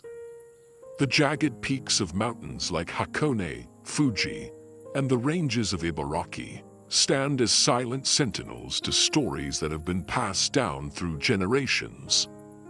Among these tales are those of the Oni, the fierce, demon-like beings that have haunted Japan's folklore for centuries. Their terrifying presence is not merely confined to the realm of myth. In fact, many believe that their spirits still linger in the cursed mountains, where strange events and eerie occurrences continue to this day. The Oni are often depicted as towering creatures with horned heads, sharp claws, and glowing red eyes, clad in tiger skin loincloths and carrying massive clubs. These beings have long been associated with evil and destruction, yet they are also sometimes portrayed as protectors or guardians, depending on the region and the specific legend. What is it about these fearsome figures that has captured the imagination of generations of Japanese people? What truths lie behind the centuries-old tales of Oni who inhabit mountains that are said to be cursed? Let us begin in the remote mountain ranges of Okinawa, home to some of Japan's most ancient Oni legends. Here, in the shadow of the imposing Yonaguni monument, stories abound of Oni dwelling in deep caves, their presence marked by the faint rumblings of the earth and the whisper of wind through narrow mountain passes. These mountains, particularly the ones near the sacred forests, are steeped in an eerie energy. Even today, locals speak of strange shadows that flit between the trees and rocks, phantom figures that have been seen by travelers and those who venture too close to the craggy ridges. Are these simply remnants of ancient superstition, or is there something deeper at work in these mountains? Many believe that the Oni's curse is tied to the sacred ground of these highlands. The mountains, with their sharp cliffs and mist-covered valleys, have long been seen as places where the human realm meets the supernatural. It is no coincidence that many Oni legends have emerged from areas considered spiritually powerful or fraught with danger. In Japan, sacred mountains are often sites of pilgrimage, but they also carry the weight of ancient curses, places where those who violate sacred rules face untold consequences. The Oni are said to haunt these mountains, punishing anyone who dares to tread on forbidden ground. In some legends, these creatures are vengeful spirits of ancient warriors who were betrayed or slain, cursed to guard their resting places for all eternity. In others, they are the manifestations of the mountain's unseen forces, the very spirit of the land itself, which holds grudges against those who seek to exploit or desecrate it. One of the most famous of these cursed mountains is Mount Fuji, Japan's iconic peak, which, while revered as a spiritual center by many, has also been the subject of unsettling stories and eerie legends. For centuries, Fuji has been surrounded by myths about its malevolent spirit. Some suggest that it was once home to the Oni, who ruled over the land from its summit. According to local folklore, the mountain is cursed to this day, and anyone who seeks to climb it after dark may risk encountering the spirits of the Oni, or worse, awakening an ancient, destructive force that slumbers beneath its slopes. In particular, the Aokigahara forest, nestled at the base of Mount Fuji, has become notorious as a site of death and despair, adding to the aura of mystery surrounding the mountain. Known to some as the Suicide Forest, it has been the focus of numerous tragic events, with people venturing into its dense woods to end their lives. But is there more to Aokigahara's dark reputation than mere coincidence? Could it be that this place, long associated with death and the supernatural, holds an even darker secret tied to the Oni. There are some who believe that the mountain's mysterious energy draws those with troubled souls, channeling their despair and pulling them into its depths, where they are lost to the world. It is said that Oni spirits, bound to the cursed lands, feed off this negative energy, growing stronger as the forest claims its victims. While this is often dismissed as superstition, the chilling stories and unexplained disappearances that have plagued the forest for years suggest that there may be more to these legends than is widely believed. Then, there are the Oni caves, scattered throughout the mountains of Ibaraki Prefecture and Chugoku. These caves, which are said to be the lairs of the Oni, have attracted countless explorers and paranormal enthusiasts, hoping to catch a glimpse of something extraordinary. Many of these caves, particularly those found in the Mount Tsukuba area, are difficult to access, narrow, shadowed tunnels that seem to lead into the heart of the earth. Some of these explorers claim to have heard strange noises emanating from deep within the caves, gruff, guttural growls that echo eerily in the silence. Others speak of having felt an overwhelming sense of dread, as though something or someone was watching them from the darkness. In one notable case, a group of archaeologists exploring a cave near Mount Sengan discovered a series of ancient carvings that depicted Oni-like figures. These carvings, dating back over 1,000 years, are among the few remaining clues to the Oni's role in early Japanese culture. The figures, engraved into the cave walls, show creatures with sharp horns and fangs, clutching weapons, and surrounded by symbols of power. This discovery has led some to theorize that the Oni may have once been more than just mythical beings. They could have been the embodiments of natural forces, or even ancient tribal warriors. But as with many of Japan's most enduring legends, the true nature of the Oni remains elusive.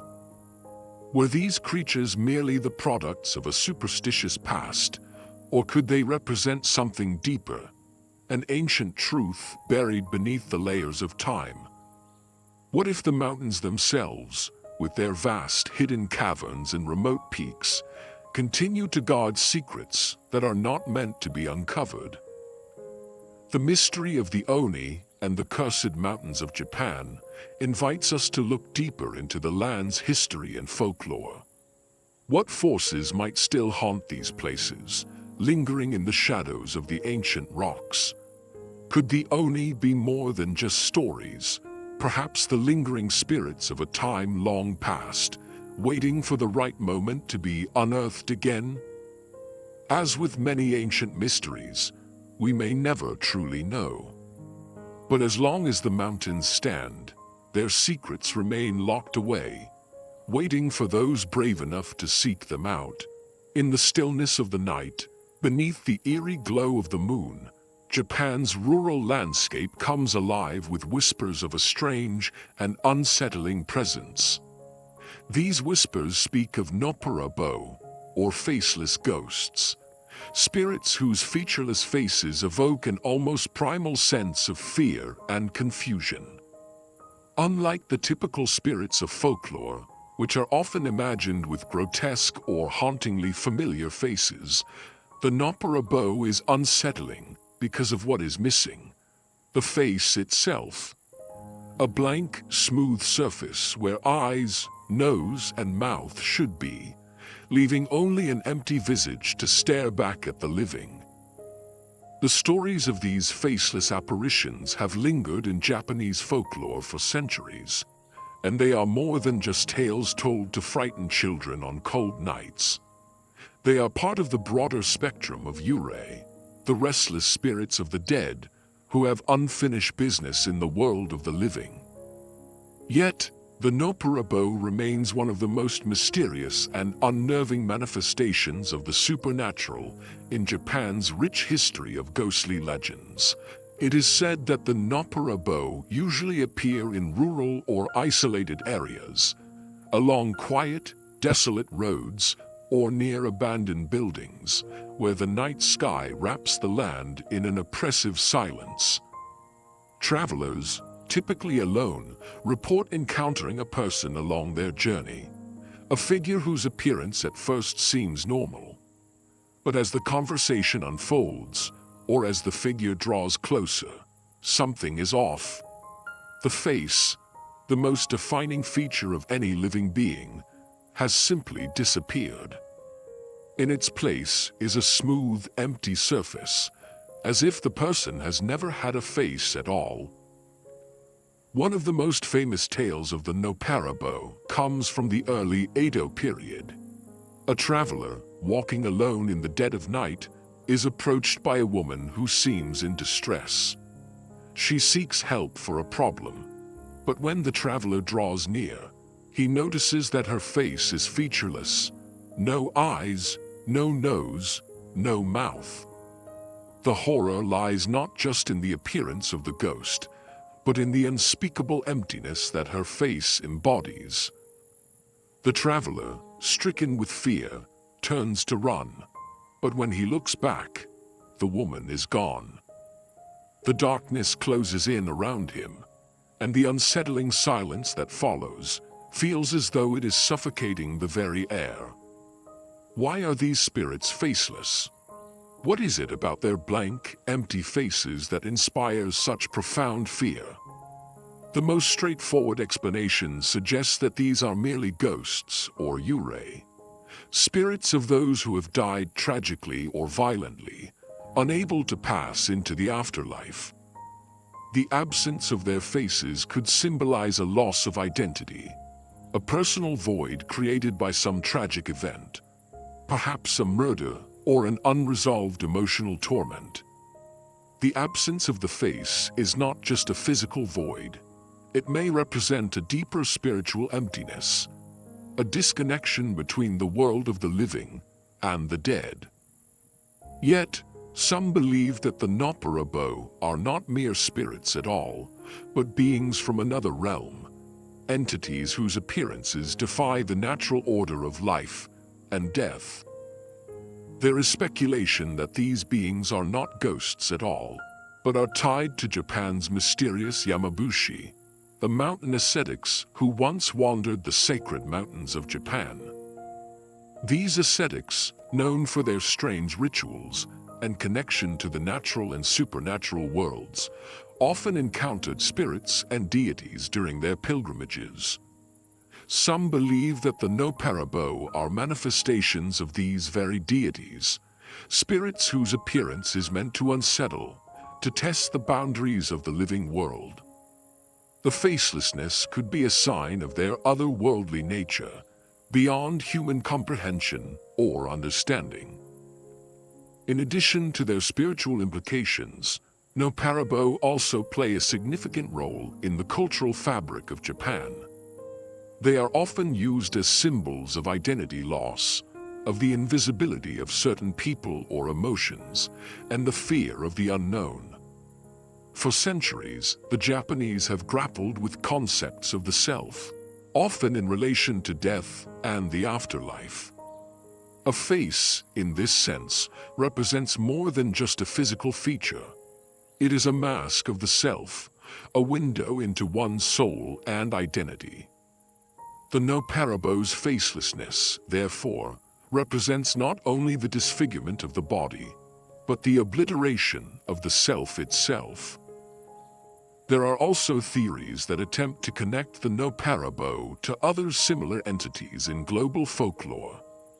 Faceless spirits are not unique to Japan, and in other cultures, similar beings have been described. Could these shared experiences indicate a universal human fear of something unseen? After all, it is often the unknown that frightens us the most. If the Noparabo are seen as representations of human fragility, then their lack of a face becomes even more symbolic. Without a face, how can we understand them? And more importantly, without a face, How do we understand ourselves? In modern times, sightings of the Nopperabo remain rare, but they continue to persist in urban legends and in stories passed down by those who claim to have had encounters with the faceless ghosts. Some even report seeing Nopperabo in more urbanized settings, on empty subway platforms or wandering lonely alleyways, though these more recent encounters often blur the lines between superstition and psychological phenomenon. Could it be that the fear of the faceless reflects more than just the presence of spirits in the world, but also speaks to our collective anxieties, the fear of being forgotten, of being faceless in a modern, disconnected society? It's hard to say what exactly the Nopperabo represent, whether they are spirits of the dead, manifestations of ancient deities, or something else entirely. Perhaps the mystery lies in the nature of the encounter itself, the shudder of recognition when confronted with a figure that is somehow wrong, and yet so eerily familiar. What is it that makes us so unsettled by the absence of a face? As we delve deeper into these ancient mysteries, one must wonder, what is the significance of these ghosts and their faceless forms? Are they merely a chilling symbol of lost souls, or do they represent something even darker and more incomprehensible? Something that transcends the limits of human understanding? The Nopperabo remains an enigma, a supernatural force that haunts Japan's history, and perhaps it will continue to provoke questions for generations to come.